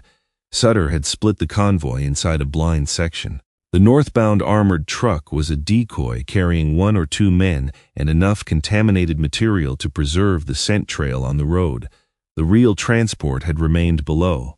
Westgate, Grant said. He never changed the plan. He only wanted us to believe he had. Naomi redirected the teams. Winter Crown, reverse orientation. Bishop take ramp 2. Harlan hold ramp 4. Nova move east corridor. Atlas descend with support. Cricket remain medical. The formation unfolded without spectacle. Bishop and his handler disappeared behind a row of concrete barriers, cutting off the nearest upper exit. Harlan moved toward the southern incline. Nova crossed through a maintenance lane to guard the eastern service hall. Atlas turned downhill. Daniel followed without giving another command. Grant watched the 5 markers reposition around the lowest level. This was not a chase anymore. It was a closing map.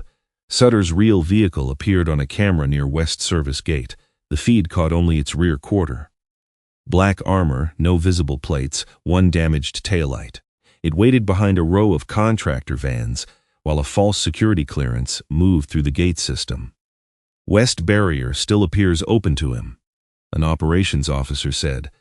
Physical block is concealed beyond the first turn. How long until he learns that? Naomi asked. Less than a minute after he commits. Grant measured the final approach. The armored vehicle was too heavy for a direct roadblock. If officers placed large vehicles across the lane, Sutter might ram them or reverse toward the service elevators. A confrontation near the gate also risked putting Lena between the shooters and the response team. We need him to turn, Grant said. Naomi looked at him. Where? The final curve before the gate. He pointed to a narrow section bordered by concrete on one side and a drainage median on the other. A portable spike strip here. Keep it hidden behind the maintenance divider until the front axle passes the safe withdrawal point. If he sees it early, he reverses. If we block him visibly, he shoots his way out. Naomi studied the sight lines and requested confirmation from emergency response. The team leader approved. 2 officers moved through an equipment tunnel, carrying a low-profile remote spike system. They placed it beyond the curve, hidden from the driver by a parked snowblower. The operation now depended on Sutter believing the garage was empty. Inside the armored vehicle, Lena Ortiz had recovered more than Sutter realized. Her hands were bound behind her with heavy plastic restraints. One wrist had already begun to bleed where she had twisted against the locking teeth. She sat on the floor between 2 stacks of cartons, knees drawn slightly upward to absorb the vehicle's movement. A man with a handgun watched her from the rear bench. Caleb Rorden sat near the side door beside a tool case. Without the distance of a camera, he looked younger than his record suggested. Sweat darkened his hair at the temples. His gray facilities jacket had been torn near the pocket. He kept his eyes on the floor whenever one of the armed men spoke. Lena tested the restraint again. A small metal tab pressed against her palm. It had broken loose from the body camera mount when Sutter ripped the device from her vest. The edge was thin, not sharp enough to cut quickly, but strong enough to saw through the plastic 1 stroke at a time. She worked only when the vehicle turned or hit an uneven joint in the floor. The gunman looked away. The metal scraped. Caleb's eyes dropped to her hands. Lena froze. For several seconds, neither moved. Caleb could have spoken 1 word. Instead, he shifted his boot and placed it against the tool case. The case slid several inches, blocking the gunman's view of Lena's wrists. Caleb looked toward the front of the vehicle. Not at her. The choice was small. It was also the first thing he had done that could not be explained as obedience to Sutter. Lena resumed cutting. Back in Mobile Command, Grant received confirmation that the northbound decoy had been stopped by a surveillance team after its driver abandoned it near an apron equipment shed. No Lena, no primary shipment. Sutter's real vehicle remained below. A voice entered the tactical channel from the gate control operator. Subject requested visual confirmation of K9 withdrawal. Naomi looked at the camera layout. The dogs were currently hidden behind vehicles, columns, or service walls. Only their handler's movement could expose them. Loop the empty approach cameras, she ordered. 30 seconds only. No repeated frames. The operator replaced the live public-facing garage views with recent footage showing abandoned lanes and retreating police units. Sutter received the images on his internal security tablet. He believed what he had demanded had occurred. Grant watched the armored vehicle's brake lights go dark. It began moving, slowly at first, then faster. Vehicle committed, the gate team reported. Atlas crouched behind a parked maintenance van 1 lane east of the exit route. Daniel held the long line with both hands but did not shorten it. Bishop waited at the upper ramp. Harlan guarded the southern return path. Nova held the east corridor, positioned to detect any suspect who abandoned the vehicle. Cricket remained beside the paramedics at the service elevator, facing outward toward the empty doors. Grant saw all 5 positions on the tactical map. They formed no perfect circle. Concrete columns and walls distorted the geometry. The shape was uneven, practical, and alive. That made it stronger. The armored vehicle accelerated toward the gate. Snow blew inward through the rising outer door. The driver believed freedom waited beyond the final curve. Grant touched the microphone but did not speak. Every handler already knew the conditions. Every officer knew the arrest lanes. The next decision would belong to Sutter. In the vehicle, the metal tab finally broke through half of Lena's restraint. Caleb heard the plastic begin to separate. Again he looked away. At West Service Gate, the remote spike strip waited behind the snowblower. 5 German shepherds held 5 separate points around the escape route. No barking announced them. No officer stepped into the lane. Sutter pushed the accelerator farther down. Winter Crown began to close. The armored vehicle entered the final curve too fast. Its engine filled the lowest garage with a deep mechanical roar that rebounded from concrete columns and low ceilings. Blue emergency lights washed across the lane, turning snow blown in through the west gate into pale streaks against the darkness. Grant Holloway stepped out from behind a parked maintenance truck. He carried no weapon in his hands. Behind him, concealed between service vehicles and concrete dividers, Naomi Vance and the emergency response team held two separate angles on the lane. The officers remained low, rifles trained, but fingers indexed outside the triggers. Every line of fire had been calculated around Lena's position inside the vehicle. Grant stopped where Sutter could see him clearly. The armored transport braked hard. Its tires slid across wet concrete before catching. The vehicle stopped 20 yards away, angled toward the west exit. One rear door opened. Warren Sutter appeared with one hand gripping Lena Ortiz by the upper arm. His other hand held a pistol close to her ribs. Lena's wrists were still behind her back, but one restraint hung looser than the other. Her dark hair had partly come free from its knot, and a thin line of blood marked one wrist. Her posture remained upright. She did not look at Grant. She was looking at the lane beside him, counting distances, reading positions. "Open the gate," Sutter called. Grant kept both hands visible. "The gate is already showing green. Not the display, the physical barrier. You know I cannot authorize that alone." Sutter pulled Lena closer to the door. "You are coordinating the dogs. You are speaking for the command team. Make them open it." Grant glanced once toward the vehicle's front windshield. A driver sat behind the glass. Another armed man occupied the passenger seat. Caleb Rourden remained near the side door inside the cargo compartment. A third accomplice stood behind Lena, holding a handgun in an unsteady two-handed grip. The altered hygiene cartons were stacked along the walls. The entire network was packed into one vehicle because Sutter no longer trusted anyone else to finish the route. "You built your career protecting this airport," Grant said. Sutter's expression tightened. "Do not make this personal. You made it personal when you used stranded passengers as cover for narcotics shipments. I used a system that had already stopped serving anyone."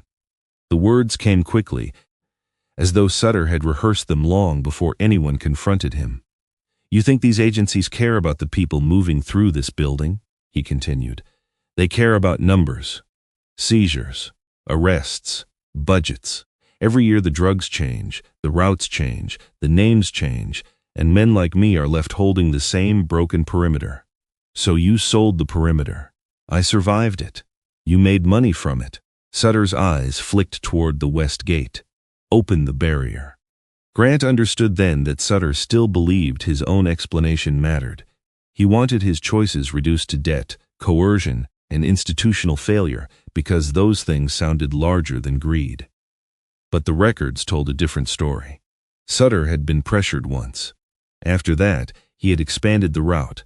He had copied manifests, selected vulnerable contractors, used relief supplies, and threatened a young woman to control her father. At every stage, there had been another opportunity to stop. Each time, he had chosen someone else to absorb the danger. Grant had spent months avoiding the full weight of one bad decision. Sutter had built an identity around never accepting any. "The system did not put that gun against Lena," Grant said. "You did." Sutter raised the weapon higher. Inside the vehicle, Lena moved only slightly. Her right hand had slipped free. She kept it hidden behind her hip and lowered her center of gravity by bending one knee. The movement created a narrow gap between her shoulder and the gunman standing behind her. Caleb saw it. His pale face changed. The man with the handgun adjusted his grip, preparing to pull Lena backward into the vehicle. Caleb stepped toward him. "Wait," he said. The gunman turned. Caleb struck the barrel sideways with the heel of his hand. The shot exploded through the garage. The bullet hit the ceiling, breaking concrete dust loose in a gray cloud. Lena dropped. Grant's left arm crossed his body. His weight shifted diagonally. His thumb pressed once against the middle joint of his index finger. This time, the movement was deliberate. Winter Crown. The garage came alive. Atlas appeared from behind the maintenance van on the left side of the lane. Nova emerged from behind a concrete divider on the right. Neither dog charged the men. They moved forward under their handler's control, occupying the space directly ahead of the vehicle. The driver reacted instantly, turning the steering wheel away from them. At the upper ramps, Bishop and Harlan stepped into view with their handlers, sealing the two most obvious retreat routes. Near the service elevators, Cricket stood beside the medical team. The elevator doors opened. A man, a woman, and a young boy stepped out. They had entered from an employee parking level and frozen at the sight of weapons, dogs, and the armored transport. Cricket's handler moved first. The German Shepherd shifted sideways across the elevator entrance, body broad and steady, preventing the family from moving into the lane. The handler pushed the emergency close button while directing them back inside. Sutter saw the opening to his right. "Go!" he shouted. The driver accelerated. The vehicle lunged toward the only lane that appeared unguarded. Grant stepped back behind cover. The transport entered the final curve. A hidden remote spike strip snapped across the concrete.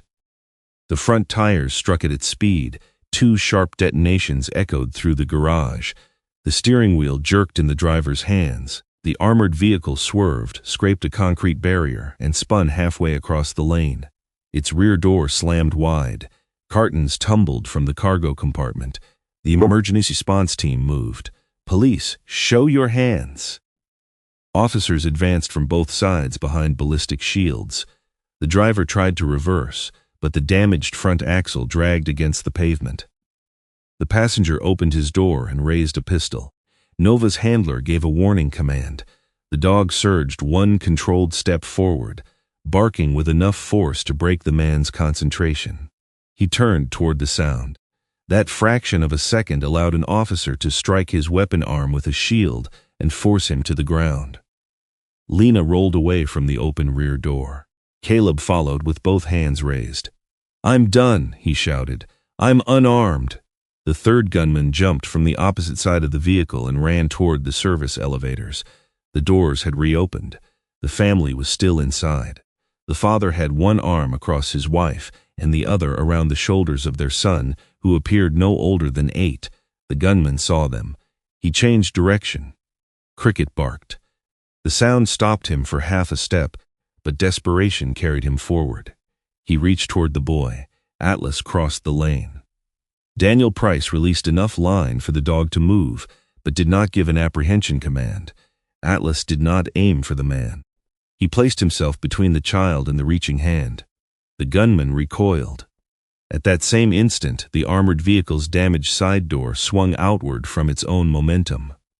The heavy edge struck Atlas across the ribs. The dog hit the concrete. A sound escaped him, short, involuntary, unlike any bark Grant had heard from him.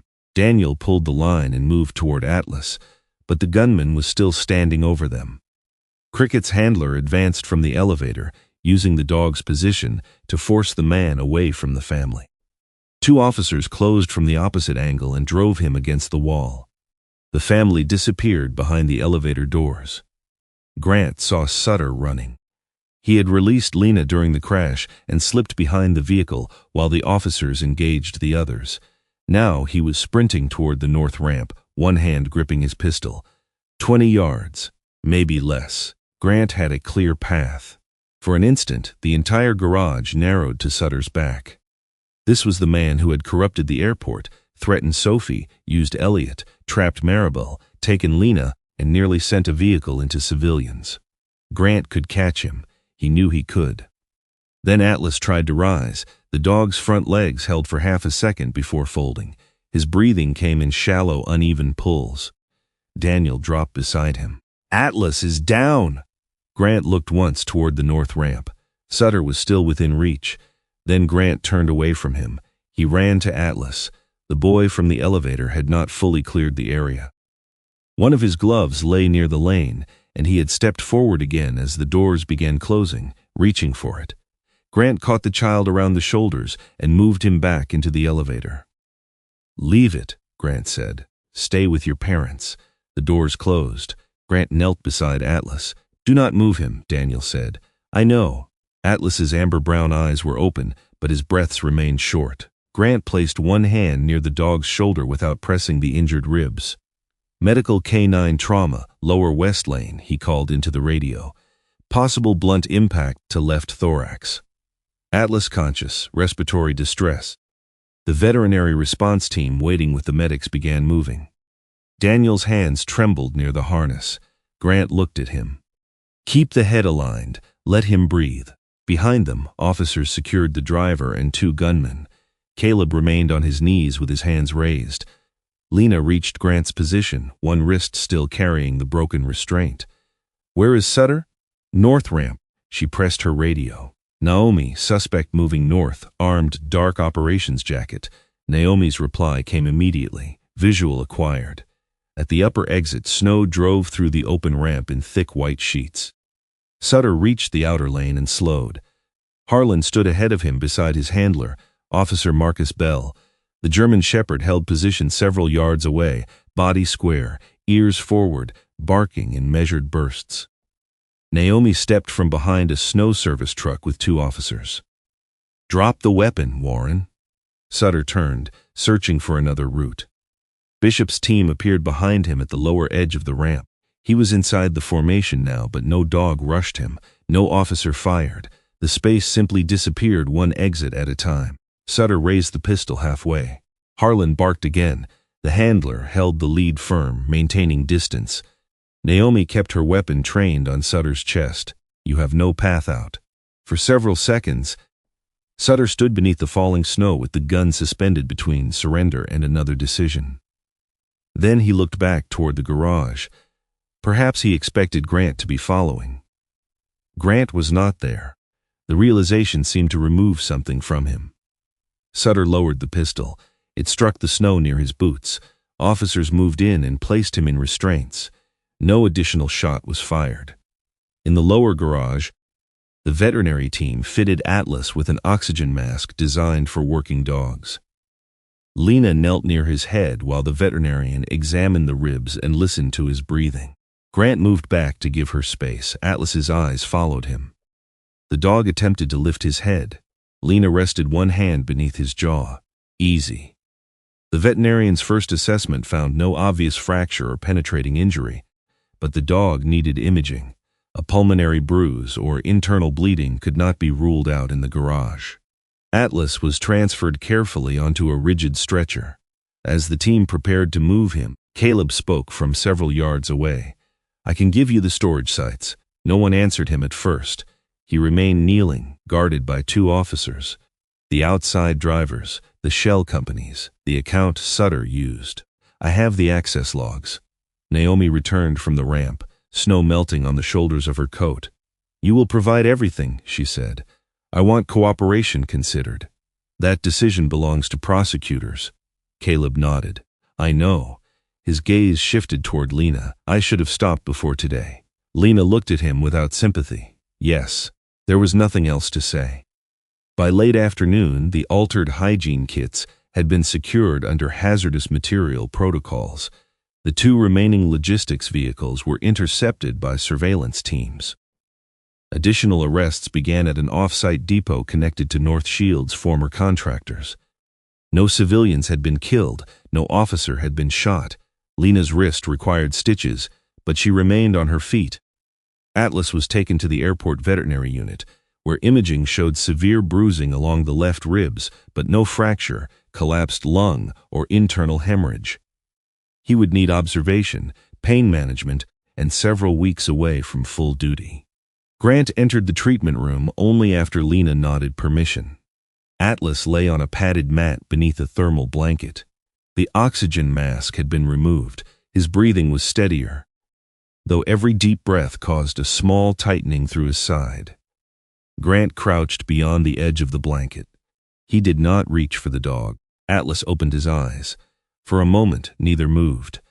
Then Atlas lifted his head a few inches. The effort was enough. Grant placed his open hand on the floor. Atlas leaned forward and touched his nose to Grant's palm. The contact lasted only a second before the dog lowered his head again. Grant looked at the black crescent of fur along Atlas's back, the slightly tilted left ear, and the harness resting on a chair beside the wall. He could have praised the dog.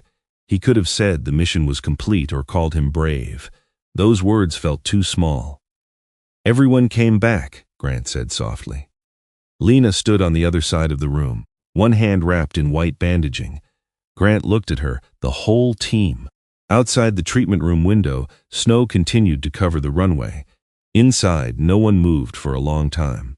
By the end of the first week, Operation North Lantern no longer belonged to the airport alone. Search warrants reached storage depots in Minnesota, Wisconsin, and Illinois. Federal teams seized cloned manifests, altered hygiene kits, encrypted ledgers, and enough concentrated synthetic opioid to supply distribution networks across several states. Investigators identified similar winter relief shipments that had moved through 2 other airports under different contractor names. The route had looked ordinary because it had been built from ordinary things. Blankets, toothpaste, meal carts, temporary workers, access codes used for years without incident. Warren Sutter had not created a secret world beneath the airport. He had corrupted the visible one, hiding criminal movement inside routines people had learned not to question. Caleb Rawradon began cooperating with federal prosecutors after his first formal interview. He provided server backups, maintenance schedules, offshore account references, and the names of freight contractors who had accepted false emergency authorizations. Cooperation would not erase his role, and Naomi made certain he understood that. It did, however, lead agents to 2 remaining storage sites before the contents could be destroyed. Elliot Crane and Sophie entered protective custody under new identities that neither of them had chosen. Before leaving Minnesota, Elliot asked whether he could write a statement for the airport workers he had endangered. Naomi allowed it to become part of the case file. She did not promise anyone would read it. Maribel Knox received a formal commendation in a conference room she had cleaned many times after other people's ceremonies. She wore her turquoise uniform beneath a borrowed navy blazer and looked faintly annoyed by the applause. When the airport director called her knowledge of White Corridor extraordinary, Maribel corrected him. "It is not extraordinary," she said. "It is what happens when you listen to the people who work in the building."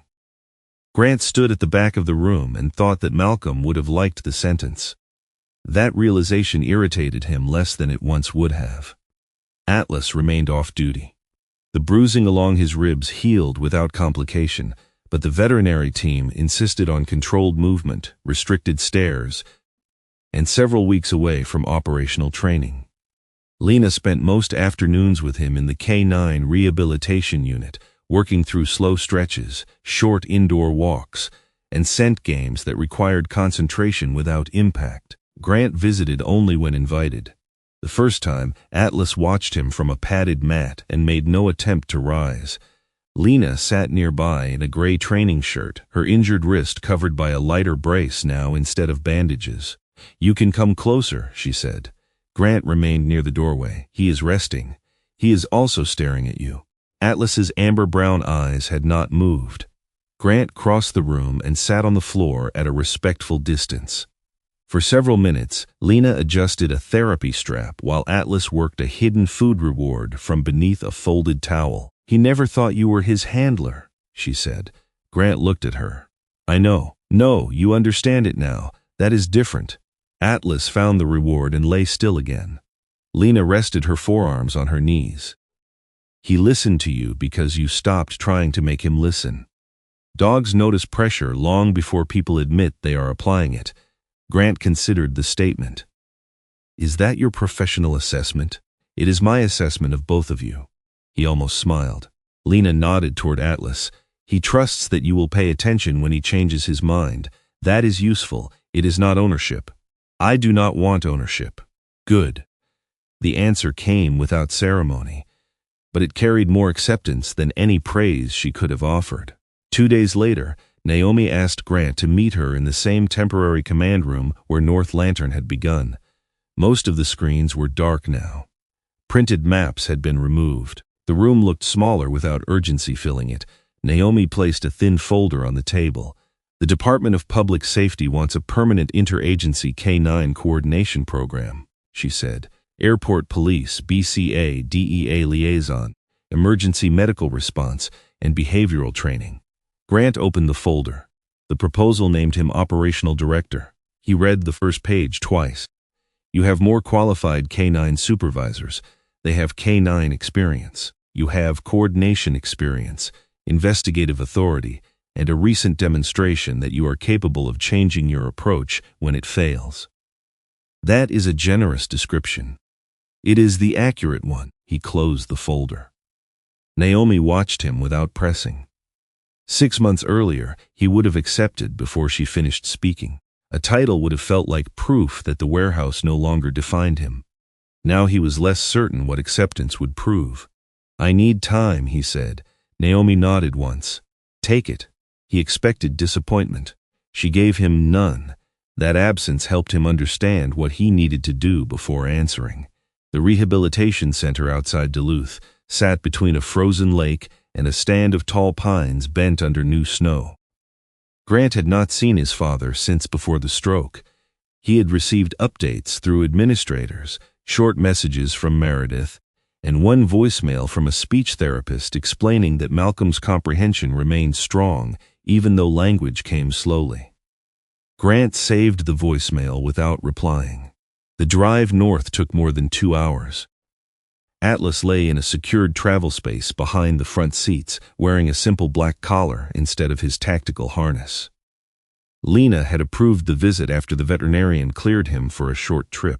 She had also provided written instructions, medication times, emergency numbers, and a warning that Grant was not to let Atlas jump from the vehicle under any circumstances.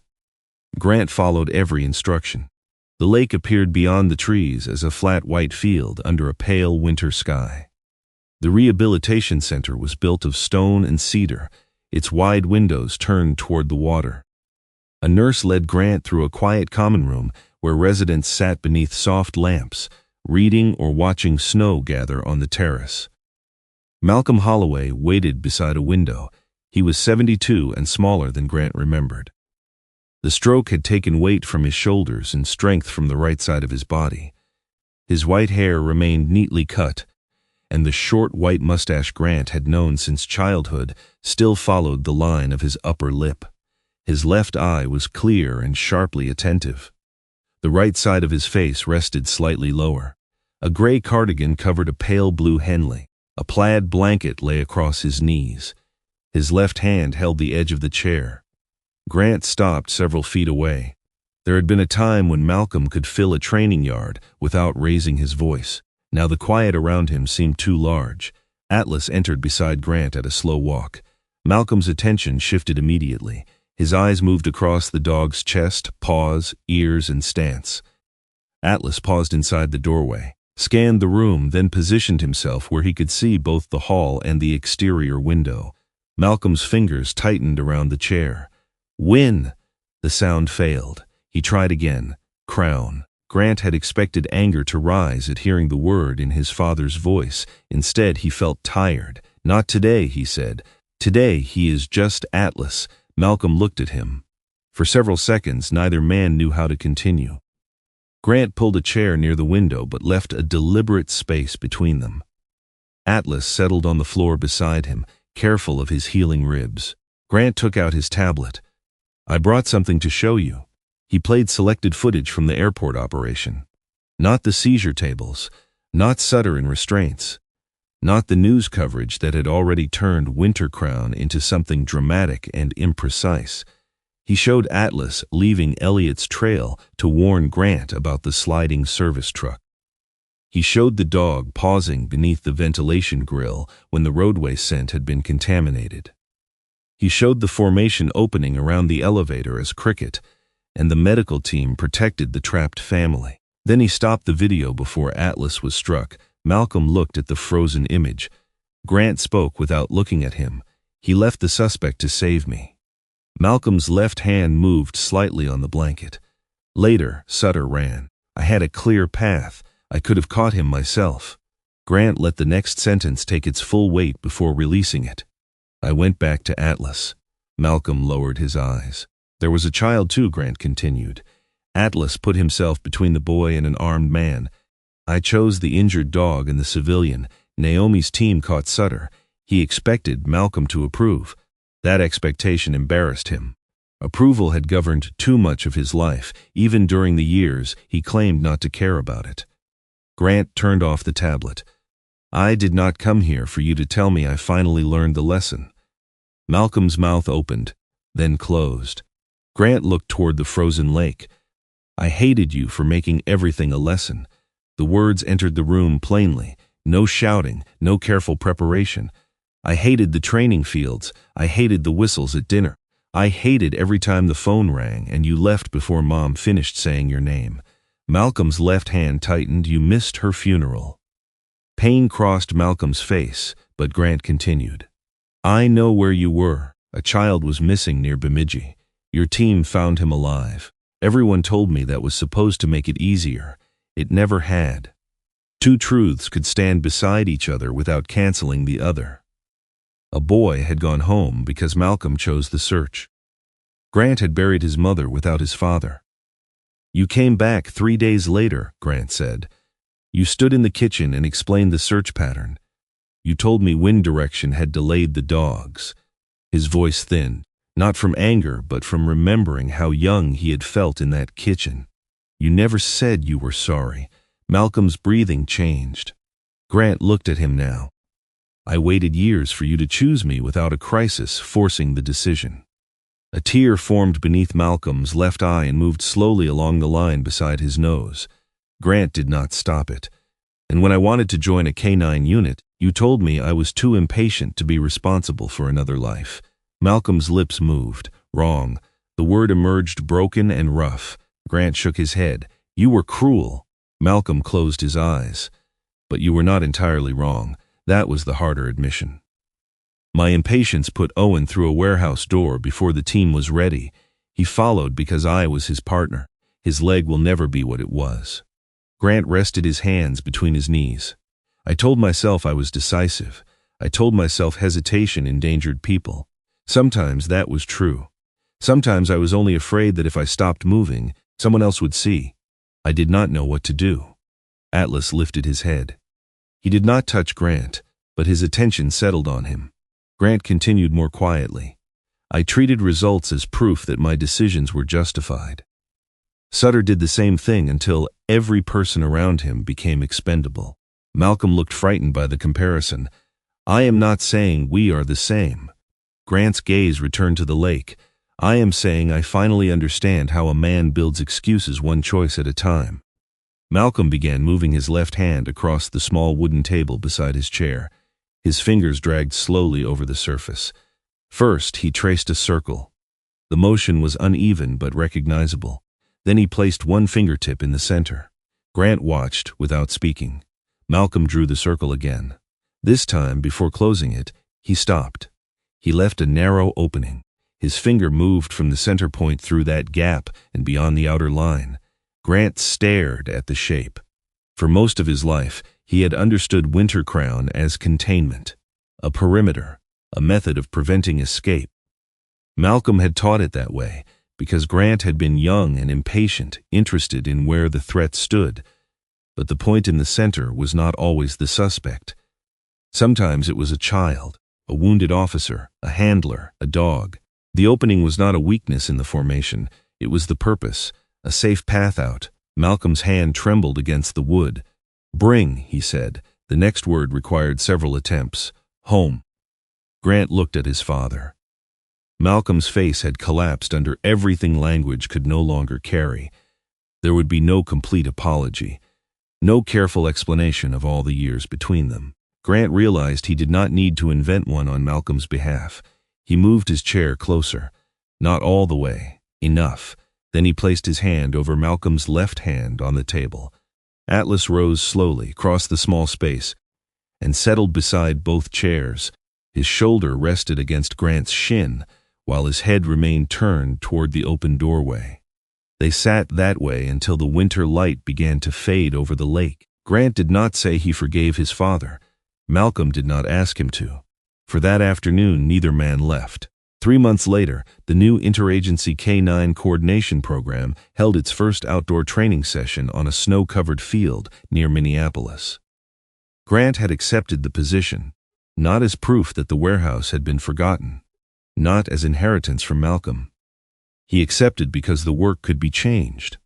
Naomi oversaw agency coordination. Meredith directed behavioral standards. Lena established handler authority and welfare protocols. Owen returned with a slight limp and a black carbon cane, serving as tactical review advisor. On the wall inside the training building, beneath the program seal, a single principle had been painted in dark navy letters: "No arrest is more important than bringing the whole team home." Outside, 5 German shepherds waited beside 5 handlers. Atlas had returned to limited training after receiving full veterinary clearance. His black saddle curved across his left side beneath a light training harness. He stood beside Lena, calm and attentive. The exercise area had been arranged without a simulated armed suspect. At the center lay a medical mannequin beside a volunteer paramedic wearing an orange safety vest. The scenario required the teams to create protection around an injured person while preserving access for emergency care. Grant stood beyond the formation. He did not hold a leash. He did not give commands to the dogs. The handlers did. Atlas and Nova moved first, taking opposite angles. Bishop and Harlan widened the outer edge. Cricket protected the medical entry path. The circle began to form. Then Lena gave a second-hand signal. The dogs adjusted. A narrow opening remained between Atlas and Cricket. The paramedic team entered through it. Grant watched the shape settle into place beneath the falling snow. Atlas looked toward him once. Only once. Grant opened his left hand at his side. There was no old command inside the gesture, no demand for obedience. Atlas turned back toward the center and held his position. 5 dogs faced outward. The wounded figure remained protected. The way home stayed open. Sometimes, courage is not found in chasing the person who is running away.